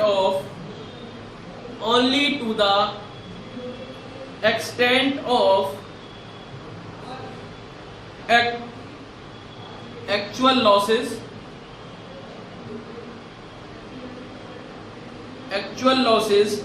either from all insurers or from any one insurer। मतलब sir यहाँ पर जो पैसा मिलेगा वो कितना मिलेगा? Actual loss के बराबर ही मिलेगा। तन्मय की तरह आप ऐसा नहीं कर सकते 5 लाख इससे 5 लाख इससे। एक्चुअल लॉस कितना हुआ तन्मय को? 5 लाख। सब तन्मय चाहे तो सभी से चार्ज कर सकता है उतना ही अमाउंट, मतलब 2.5 लाख इससे 2.5 लाख इससे, या फिर जो भी प्रोपोर्शन में चार्ज करना है। और क्या कह सकते हैं, खाली एक से भी चार्ज कर सकता है। लास्ट पॉइंट लिखेंगे, इफ वन इंश्योरर पे full compensation, if one insurer मतलब यहाँ पर कौन है? कंपनी। बताने की जरूरत तो नहीं ना, बोलो सर। इफ वन इंश्योरर पे full compensation then that insurer can claim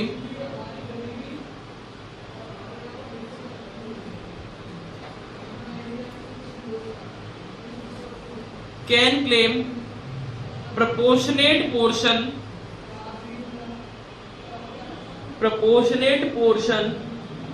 from other insurers।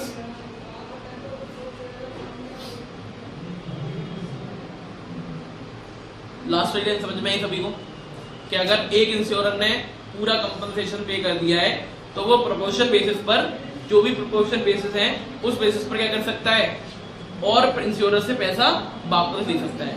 Clear है कि नहीं? मैंने बताया ना, अगर HDFC ने पूरा पे कर दिया तो जो इससे लेगा आधा हिस्सा, अगर इसने पूरा पे कर दिया तो इससे लेगा। ठीक? अरे बोलो। अच्छा, जैसे मान के चलो आपकी फैमिली कंबाइंड फैमिली है, ठीक? मतलब आपके चाचा ताऊ वगैरह सब इकट्ठे रहते हैं। दिवाली के होली का चंदा आया, क्या आया? होली का चंदा लेने आया। ठीक है, आपके घर से 500 रुपए दिए जाते हैं, आपके बाबा देते हैं, और बाबा सभी से 100 रुपए चार्ज करते हैं। आप लोग 5, आपके पापा 5 भाई हैं एग्जाम्पल, ठीक। मगर इस बार क्या हुआ, आपके बाबा नहीं थे, तो आपके पापा ने 500 रुपए पे कर दिए। तो वो क्या करेंगे, सभी से क्या कर लेंगे, 100 रुपए ले लेंगे कि नहीं ले लेंगे? बोलो सर। वही चीज यहाँ पे कह रहा है कि अगर इस एक इंश्योरर ने क्या कर दिया है, पेमेंट कर दिया है, तो ये बच्चे को प्रपोर्शन औरों से क्या कर लेगा, वापस ले लेगा। अलग अलग फायदे होते हैं, ऐसा नहीं, अलग अलग बेनिफिट्स होते हैं अलग अलग इंश्योरेंस कंपनी से इंश्योरेंस करवाने के। किसी में क्या होता है कि कभी बार आपने इंश्योरेंस करवा लिया है ना, तो आप उस पॉलिसी को अगर रिवोक भी करते हो तो कोई बेनिफिट नहीं है, क्योंकि आपका दिया गया प्रीमियम सब बेकार हो जाता है। अब आपको चाहिए कि नई थीम से के साथ एक नया इंश्योरेंस ले लो उसी चीज पर, तो आप वो फिर दोबारा ले सकते हो। समझ में आ गया? मान के चल 2010 में तूने कोई पॉलिसी परचेज करी थी, वो उस टाइम के हिसाब से बड़ी बढ़िया थी। इतने 10 साल तूने, अभी क्या चल रहा है 2023 चल रही, तूने 13 साल तक उस पर प्रीमियम पे करता रहा। अगर वो तू उस पॉलिसी को लैप्स करेगा तो 13 साल तक जितना भी तूने प्रीमियम पे किया सबका क्या हो जाएगा, वेस्ट हो जाएगा, नहीं हो जाएगा? अरे बोलो सर। और अगर करंट स्टेज में कोई नई प्लान आया बहुत अच्छी स्कीम के साथ, तेरे को वो भी चाहिए तो तू वो भी ले लेगा उस पर। समझ में आया ना? क्लियर है? तो मल्टीपल इंश्योरेंस भी ले लेते हैं। ज्यादातर जो बिजनेसमैन होते हैं अपनी प्रॉपर्टी को एक्वायर करने के लिए, स्टॉक को एक्वायर करने के लिए इंश्योरेंस करवाते हैं। हमारी बस क्लियर है दोस्तों? ठीक। अच्छा, एक और चीज बताऊं, तो टेक्निकल बताऊं कि नहीं बताऊं? बताइए सर। आगे लिख लो है ना, बाद में बताऊंगा। मैं सर बता दो, सस्पेंड हो रहा है वो ऐसी लाइन में अच्छा आखिरी है ना, आखिरी लिख लो तो बता दो। वैसे पता है इस चीज के लिए ना, I have charge a professional fees, है ना। मैं प्रोफेशनल फीस चार्ज करता हूँ, मजाक से हटके, है ना, क्योंकि प्रोफेशनल नॉलेज है। क्लाइंट आते हैं कि सर ये चीज बता, ये चीज इस सिचुएशन में हमें क्या करना चाहिए। देखो क्या होता है ना, सिंपल बता दे रहा हूँ, ज्यादा डीप मत जाना, ठीक है? क्यों, कैसा, क्यों, ऐसा, क्यों। इंश्योरेंस, जो इंश्योरेंस होता है ना, इंश्योरेंस पे लोग बाग लोन इशू करवा देते हैं, ठीक। अगर किसी प्रॉपर्टी का इंश्योरेंस करवाते हैं ना, तो उस इंश्योरेंस के पेपर ले जाके क्या इशू करवा देते हैं, लोन इशू हो जाता है। तो काफी सारे जो कहते हैं ना फ्रॉड, या फिर कह सकते हैं मल्टीपल लोन्स लेने ना, तो वो अलग अलग कंपनी से इंश्योरेंस करवा लेते हैं और फिर अलग अलग इंश्योरेंस को ले जाके बैंक में सबमिट कर देते हैं, ठीक। ऐसा इलीगल है, मगर काफी केसेस में कर दिया जाता है। किया कैसे जाता है वो नहीं बताऊंगा। सीएस की पढ़ाई का फैसला पेट पे से ये हाँ? फेस क्या? करेंगे आप। तो आप लोन लोगे तो पे भी तो करना पड़ता है ना। ऑब्वियसली वही तो। नहीं, वही तो नहीं, पैसे तुम ज्यादा मिल जाएंगे ना। एक सीए और सीएस का काम भी होता है लोगों को, सही बात है। दो है पुलिस सबसे बड़ी चोर होती है, कौन को पुलिस ही सबसे बड़ी चोर होती है, क्योंकि पुलिस को अगर पहले नहीं पता कि चोर कहाँ कहाँ से चोरी कर सकता है, तो वो चोर को पकड़ पाएगी क्या? नहीं। हाँ क्या हाँ क्या कहते मैं भी यही बता रहा था। पैसे तो देने पड़ेंगे, बट मान के चलो मेरे को पैसा एकदम अर्जेंट चाहिए ज्यादा, और अगर मैंने मल्टीपल पॉलिसीज ले रखी हैं तो मैं ले जाके क्या कर सकता हूँ? चलो ठीक है, बोलो सर। जी सर, सही है आइडिया सही है। मार पड़ेगी, आइडिया सही है। अगर पे नहीं कर पाए तो जो है वो पीछे आ जाएगा। जैसे बैंक का जो है ना। मगर है ना, जो बिजनेसमैन बता रहा हूँ, ज्यादातर जो बिजनेसमैन होते हैं ना, सारे सेक्शन फॉलो करके देखेंगे ना आप। चलो। सीए चलो भाई आ जाओ, इधर आ जाओगे ना। लिख लीजिए principle of loss maximisation, principle of loss maximisation.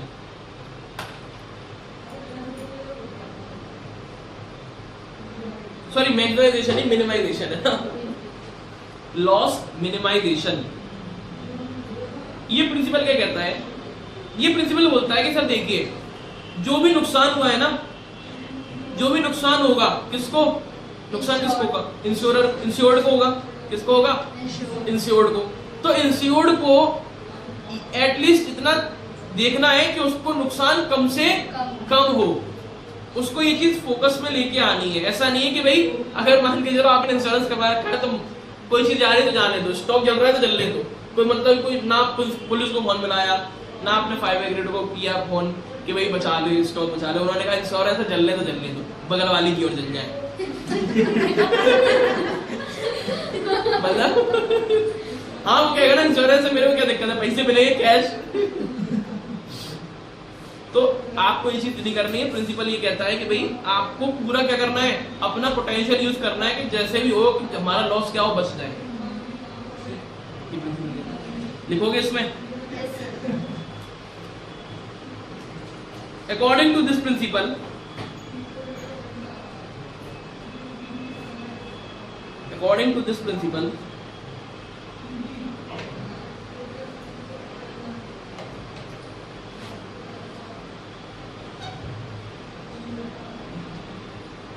insured must always try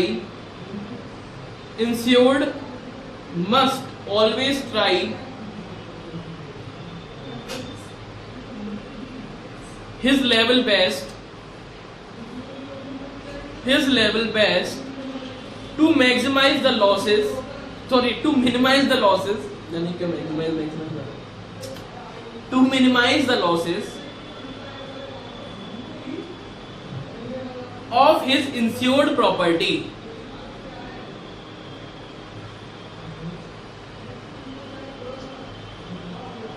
ठीक है दोस्तों, ऑफिस के बाद ऑफ हिज इंश्योर्ड प्रॉपर्टी, जिस पे इंश्योरेंस करवा रखा है उस प्रॉपर्टी का आपको क्या करना है, ख्याल रखना है कि जिससे कि नुकसान क्या हो कम से। इंश्योरेंस कंपनी पूछेगी ना, सवाल जवाब करेगी आपसे, हैं? हाँ नहीं, अगर है ना, अगर आपने प्रोटेक्शन नहीं किया या फिर आपने कोई भी कदम नहीं उठाया ना, तो इंश्योरेंस कंपनी मान लेती है कि आपने जो भी चीज की है वो इंटेंशन के साथ की है, विद इंटेंशन करी है, तो इंश्योरेंस कंपनी पर क्लेम नहीं करती है, पैसे नहीं देती, फिर कोर्ट में जाना पड़ता है प्रॉपर। आपको समझ में आ रहा है? तो अगर किसी पे आपने इंश्योरेंस करवा रखा है ना, बाइक हो चाहे कुछ भी हो, कार हो बाइक हो, ऐसा नहीं है ठोकने के बाद चुपचाप बैठ जाओ, गाड़ी लेके चले जाओ, ठीक है? उसका प्रॉपर FIR वगैरह करवाओ, जो भी कार्रवाई होती है वो प्रॉपर करवाइए, ठीक? तो इंश्योरेंस कंपनी मानेगी हाँ कुछ नहीं होता। सर ऐसा हुआ था, एक बार मैं अपना हिस्सा था, मेरा हुआ था एक्सीडेंट, ठीक है? तो एक्सपर्ट थी मतलब, तो उसका आया कि एक्सीडेंट खराब हो गई, ठीक है? मैं उसे ले आया, तो वो कहता भाई साहब इसका तो कुछ मतलब नहीं है कि 3 दिन हुआ कुछ, तो वो कहता है इसका कुछ नहीं होता अभी, आप एक काम करो ले जाओ, उसकी नंबर प्लेट भी नहीं है, RC आएगी तब बात करेंगे। पापा ने कहा यार को पकड़ो जो बंदा भी, उसने तुरंत उसमें अंतर मार दिया, तो एक्सपर्ट और पूरी बॉडी उसने देखो सब पैसों की कीमत है आपको। भैया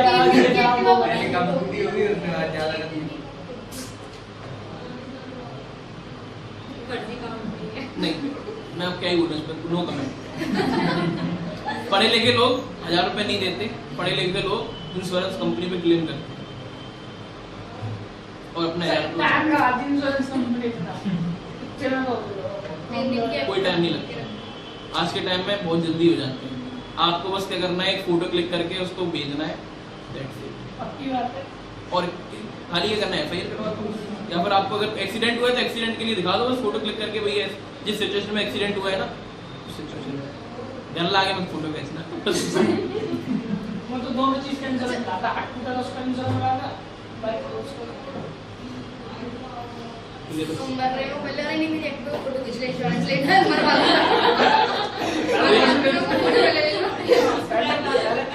फोटो ले लो मरवा के जाऊंगा आराम से मर जाऊंगा। अच्छा ये कह रहा हूँ कि difference between life insurance and general insurance का फोटो भेज दूंगा आपको ग्रुप पे, ठीक है? तो आप पढ़ लेना, ठीक है? कोई दिक्कत तो आएगी नहीं इसमें, अगर दिक्कत आएगी तो पूछ लेना। अब लिख लो जरा, type of life insurance.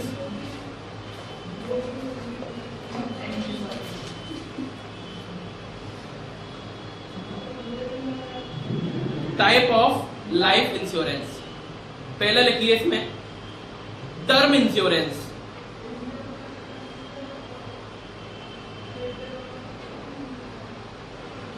Term insurance. ये कुछ टाइप है इंश्योरेंस पॉलिसीज के। पहला उसमें क्या है, टर्म इंश्योरेंस। इसमें लिखिएगा it is the pure insurance for, it is the pure insurance form.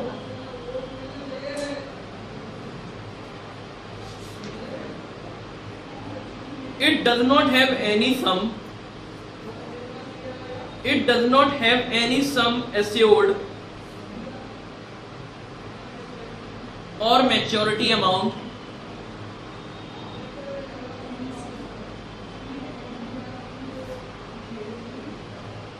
and the premium is very low.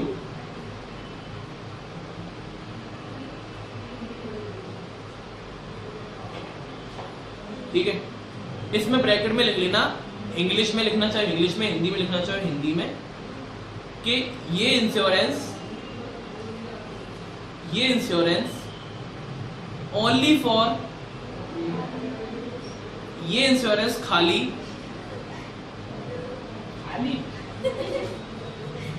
Hindi वाले को पूरा हिंदी बोलता, ये इंश्योरेंस खाली रिस्क से बचने के लिए ही होता है। ठीक है, इसीलिए इसका नाम क्या है, टर्म इंश्योरेंस। अच्छा, अगर मान के चलिए फ्यूचर में आपको कोई इंश्योरेंस वाला आता है और आपसे बोलता है टर्म प्लान ले लो, क्या ले लो, टर्म प्लान ले लो, मतलब कहीं ना कहीं वो क्या बात कर रहा है कि उस इंश्योरेंस का जो प्रीमियम पे करूंगा ना वो लो होगा, पहले तो सबसे बड़ी बात है। लो के साथ साथ मेरे को खाली इसमें क्या होगा, क्या मेरे को पैसा मिलेगा क्या नहीं। देखो अब मैं एक और चीज बता दे रहा हूं, जो इंश्योरेंस होते हैं ना वो दो तरीके के होते हैं। कितने तरीके के होते हैं, ये लाइफ इंश्योरेंस की बात हो रही, ठीक है।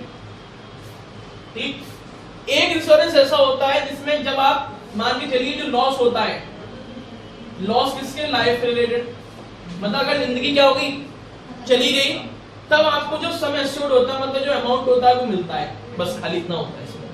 समझ में आगे कि नहीं आगे। अगर नेचुरल डेथ हुई है तो जो पैसा प्रीमियम के थ्रू पे किया होगा उसमें कोई भी पैसा वापस नहीं मिलेगा। This is called as term insurance. बात समझ में आई? अरे बोल दो। दूसरे टाइप का इंश्योरेंस क्या होता है सुनो, दूसरे टाइप का इंश्योरेंस एक ऐसा इंश्योरेंस होता है जिसमें कुछ प्रीमियम का पैसा लाइफ को प्रोटेक्ट करने के लिए, मतलब उस रिस्क को प्रोटेक्ट करने के लिए लगा होता है, और कुछ पैसा एज ए इन्वेस्टमेंट लगा होता है। बात समझ में? मतलब मान के चलिए आपने जो प्रीमियम पे किया है उस प्रीमियम के दो हिस्से हो जाते हैं। कुछ हिस्सा आपके लॉस को प्रोटेक्ट करने के लिए, मतलब आपकी मान के चलिए एक्सीडेंटल डेथ हो गई, उसके लिए जो पैसा लगेगा उसमें आपको क्या मिल जाएगा, जितना आपको एश्योर्ड दिया गया पैसा, मान के चलो आपको बोला गया कि आपकी डेथ के टाइम पर 1 करोड़ रुपए मिलेंगे, तो वो 1 करोड़ रुपए मिल जाएगा। प्लस कुछ पैसा एज ए इन्वेस्टमेंट यूज होता है। इन्वेस्टमेंट मतलब इसका एक पर्टिकुलर मैच्योरिटी पीरियड होता है इस अमाउंट का, कि सर आपसे प्लान वाला बोलेगा कि आप इतना प्रीमियम 20 साल तक पे करो, कितने साल तक, 20 साल तक।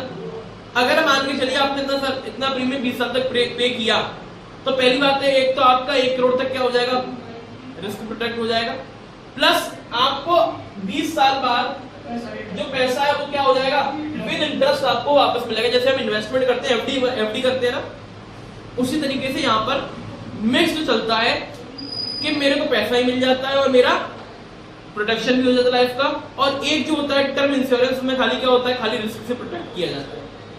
उसमें जो प्रीमियम का प्योरली यूज किसमें होता है, रिस्क को प्रोटेक्ट करने के लिए। बात समझ में? अरे बोल दो सर।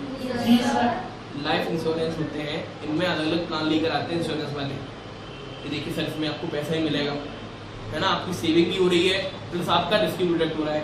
एक प्लान लेके आएंगे जिसमें खाली आपका क्या होगा, रिस्क ही प्रोटेक्ट होगी, इसमें कोई भी इन्वेस्टमेंट नहीं।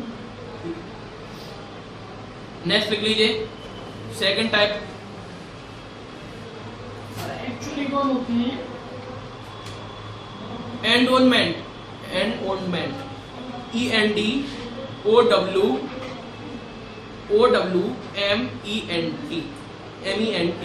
ठीक है,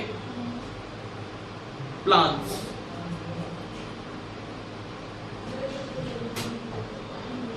लिखिएगा these are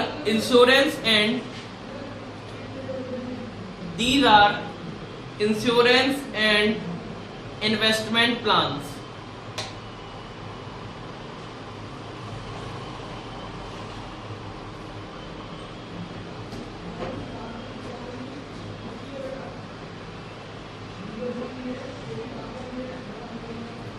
लिखेंगे इसमें a certain portion of the premium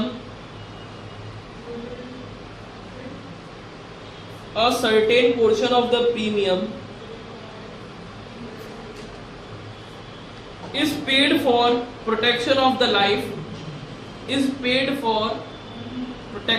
life and rest amount is invested in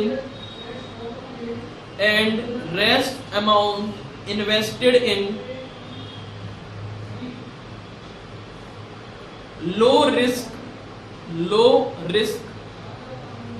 debt instrument. याद करो हम लोग कैपिटल मार्केट पढ़कर आए थे, जी सर। वहां पे मैंने आपको बताया था सर डिवेंचर होल्डर्स में भी क्या किया जा सकता है, इन्वेस्टमेंट किया जा सकता है। तो ऐसे डेब्ट प्लान क्या होते हैं, रिस्क फ्री होते हैं, उसमें जाके क्या कर देते हैं ये लोग, इन्वेस्टमेंट कर देते हैं। क्लियर है कि क्लियर है? तो सर अगर मेरा पैसा अगर दोनों जगह यूज हो रहा है तो उसको कौन सा प्लान बोलूंगा, एनरोलमेंट प्लान, और अगर खाली एक ही जगह यूज हो रहा है तो टर्म प्लान। ठीक है दोस्तों, नेक्स्ट लिख दीजिएगा type of general insurance.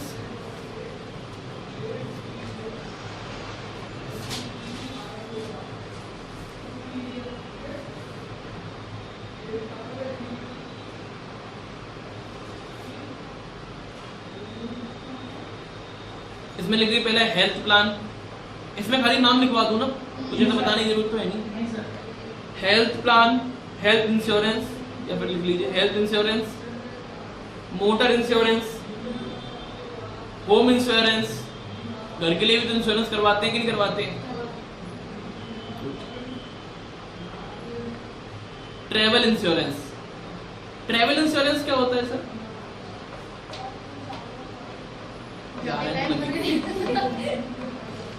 Sir यानी गैस को अगर कोई दिक्कत हो गई, नहीं कुछ बात हो गई तो कोई इंश्योरेंस मिलता है, जैसे दूसरी कंट्री में आई हो गया कुछ ना।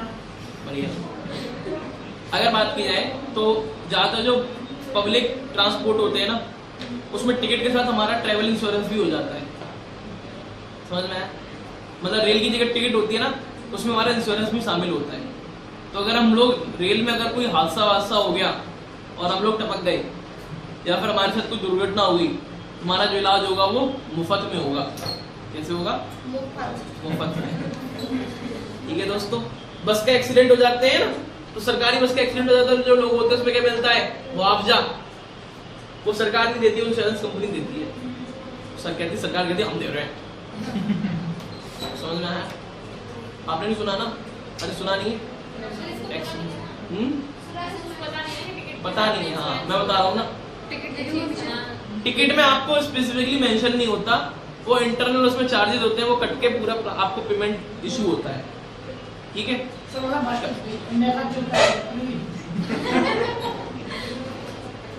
हाँ ठीक है दोस्तों, तो ट्रेवल इंश्योरेंस, अच्छा कहीं बाहर गए तो वहां पर भी आप ट्रेवल इंश्योरेंस करवा सकते हो। जैसे मान लीजिए बाहर गया तो मैं ट्रेवल इंश्योरेंस करवा दूं, अगर मेरे साथ कुछ हेल्थ वगैरह से कोई इश्यू होता है तो मेरा जो इलाज होगा वो कैसा होगा, फ्री में होगा। ठीक है? मेरा इंश्योरेंस, ठीक है? इंश्योरेंस अच्छा तेरा इंश्योरेंस? मेरा नेम में आ रही है। अच्छा क्या नाम? मेरा इंश्योरेंस। मतलब ऐसा लगा मेरे को तू ऐसा बोल रहा है। अच्छा एक और कुछ बताऊं और पैसे लेंगे आप बताओ। कपड़ा सीएस को चीज बताने में पैसे देंगे। घपला वाली चीज। मेरे बोली पर लगता है। अच्छा एक चीज बताऊं, चलो ये दो चीज मैं आपको बता सकता हूँ। ऐसे इसके भी हम चाह रहे हैं। हाँ यार देखो, सामने वाले के अगर पैसे चाहते तो सामने वाला देने आता है ना, प्रोफेशनल भी। बताइए नहीं। देखो मैं तो आप लोगों को फैमिली मानता हूँ ना, इस वजह से मैं कुछ मतलब अंदर पेट में रख नहीं पाता अपने। ओके सर निकालिए। देखो अगर मान के चलिए, अगर कोई भी पर्सन आपको प्लान बेचने आया है, ठीक है, और खासकर लाइफ इंश्योरेंस वाला, कौन सा? Life insurance. लाइफ इंश्योरेंस वाला, तो भूल के ही मत लीजिएगा इस स्टेज में आपको छोड़ के, ठीक से मैरिड। ठीक है। इस स्टेज पर आप अपना लाइफ, किसका लाइफ इंश्योरेंस हो रखा है अभी? किसी घर वालों ने करवा रखा है, हमारा हो रखा है, और किसी का नहीं हो रखा। लाइफ इंश्योरेंस कभी मत करवाइएगा, समझ में आ रहा है? भूल कर भी इस स्टेज पर लाइफ इंश्योरेंस करवाना है तो आफ्टर मैरिज करवाइएगा, ठीक। अब इसके पीछे रीजन भी जान लीजिए। लाइफ इंश्योरेंस बेसिकली लाइफ से प्रोटेक्शन के लिए होता है, और मैं आपसे पूछना चाहता हूं कि लाइफ इंश्योरेंस कौन करवाता होगा? वो पर्सन करवाता होगा जिस पे डिपेंडेंट है। समझ में आया? आप अपने पेरेंट्स पे डिपेंडेंट है। अगर आपके पेरेंट्स कुछ टाइम के लिए नहीं रहे, है ना, कहीं बाहर चले गए, तो क्या खाना पीना आपका दुर्बल हो जाएगा कि नहीं हो जाएगा? और मम्मी कहाँ गई? तो भाई कहीं ना कहीं आप उन पे डिपेंडेंट है, इसीलिए कल को अगर वो चीज, कुछ भी हादसा होता है, उसको प्रोटेक्शन के लिए वो करवाए तो सही है। बट एक चीज मैं आपसे पूछना चाहता हूं कि कोई भी बच्चे का इंश्योरेंस करवा के अगर वो बच्चा नहीं रहा तो क्या माँ बाप उसके पैसे लेने जाएंगे? मतलब अपने मरे हुए बच्चे के पैसे खाएगा कोई? क्या रहा यार, इंश्योरेंस आया बच्चे का 2 लाख रुपए, 2 करोड़ रुपए आया, चलो बहुत बढ़िया बात है। खाने वाले खाने जैसा रहेंगे सो छुट्टी। समझ में आया? बहुत से तो सर एक सेकंड सर, आपकी फैमिली का कुछ नहीं, बस खाली प्रीमियम का नुकसान हो रहा है। इतने साल से प्रीमियम पे करिया जा रहा है, उसका कुछ नहीं हो रहा, खाली प्रीमियम का नुकसान हो रहा है। अगर एक्चुअल में आपको करवाना है लाइफ इंश्योरेंस, तो आपकी जब शादी हो जाए, क्योंकि सामने वाला पार्टनर आप पे डिपेंडेंट हो गया ना एक तरीके से, समझ में आया कि नहीं है? एक दूसरे के लिए आपके इंटरडिपेंडेंट है। अगर वो नहीं तो वो नहीं तो वो नहीं तो वो नहीं, तो कल को अगर मैं नहीं रहा तो कहीं ना कहीं उसका घर चलता रहे, पैसे उसको मिल जाए। अभी से कॉन्ट्रैक्ट कर लो करके आया। ठीक है, इसलिए मैंने कहा था कि आपको छोड़ के, तो ये मैं लाइफ इंश्योरेंस करवा रहा हूँ, अच्छी बात है। बट आप लोग जब तक शादी नहीं हो जाए, या फिर जब तक आप अर्निंग के स्टेज तक ना पहुंच जाए कि आपके पेरेंट्स आप पे डिपेंडेंट बन जाए, दोनों केसेस हैं, आप इतने स्टेज पे ना पहुंच जाए कि आप अर्न कर रहे हो इतना ज्यादा कि आप अपने पेरेंट्स को भी क्या कर रहे हैं, चला रहे हैं, उनका घर भी चला रहे हैं, तब तक आप क्या करना, अपना इंश्योरेंस, लाइफ इंश्योरेंस मत करवाइएगा। हेल्थ इंश्योरेंस और जितने भी इंश्योरेंस है वो करवा सकते हैं। कोई तो होता है जिसमें तो पैसे आते हैं। हाँ, क्या लाइफ के दो होता है, कोई तो बता रहा हूँ। हाँ, तो मैं यहाँ पे लाइफ इंश्योरेंस की बात कर रहा था। ठीक है दोस्तों, तो लाइफ इंश्योरेंस मत करवाइए कब तक, जब तक आपके अंडर कोई डिपेंडेंट नहीं आ जाता। ठीक है दोस्तों, आई होप आपको टॉपिक समझ आया होगा। जी सर। इंश्योरेंस से रिलेटेड कोई भी डाउट रहता है तो आप मेरे से पूछ सकते हैं। Thank you very much and rest for the thing will discuss in our next class. Thank you sir.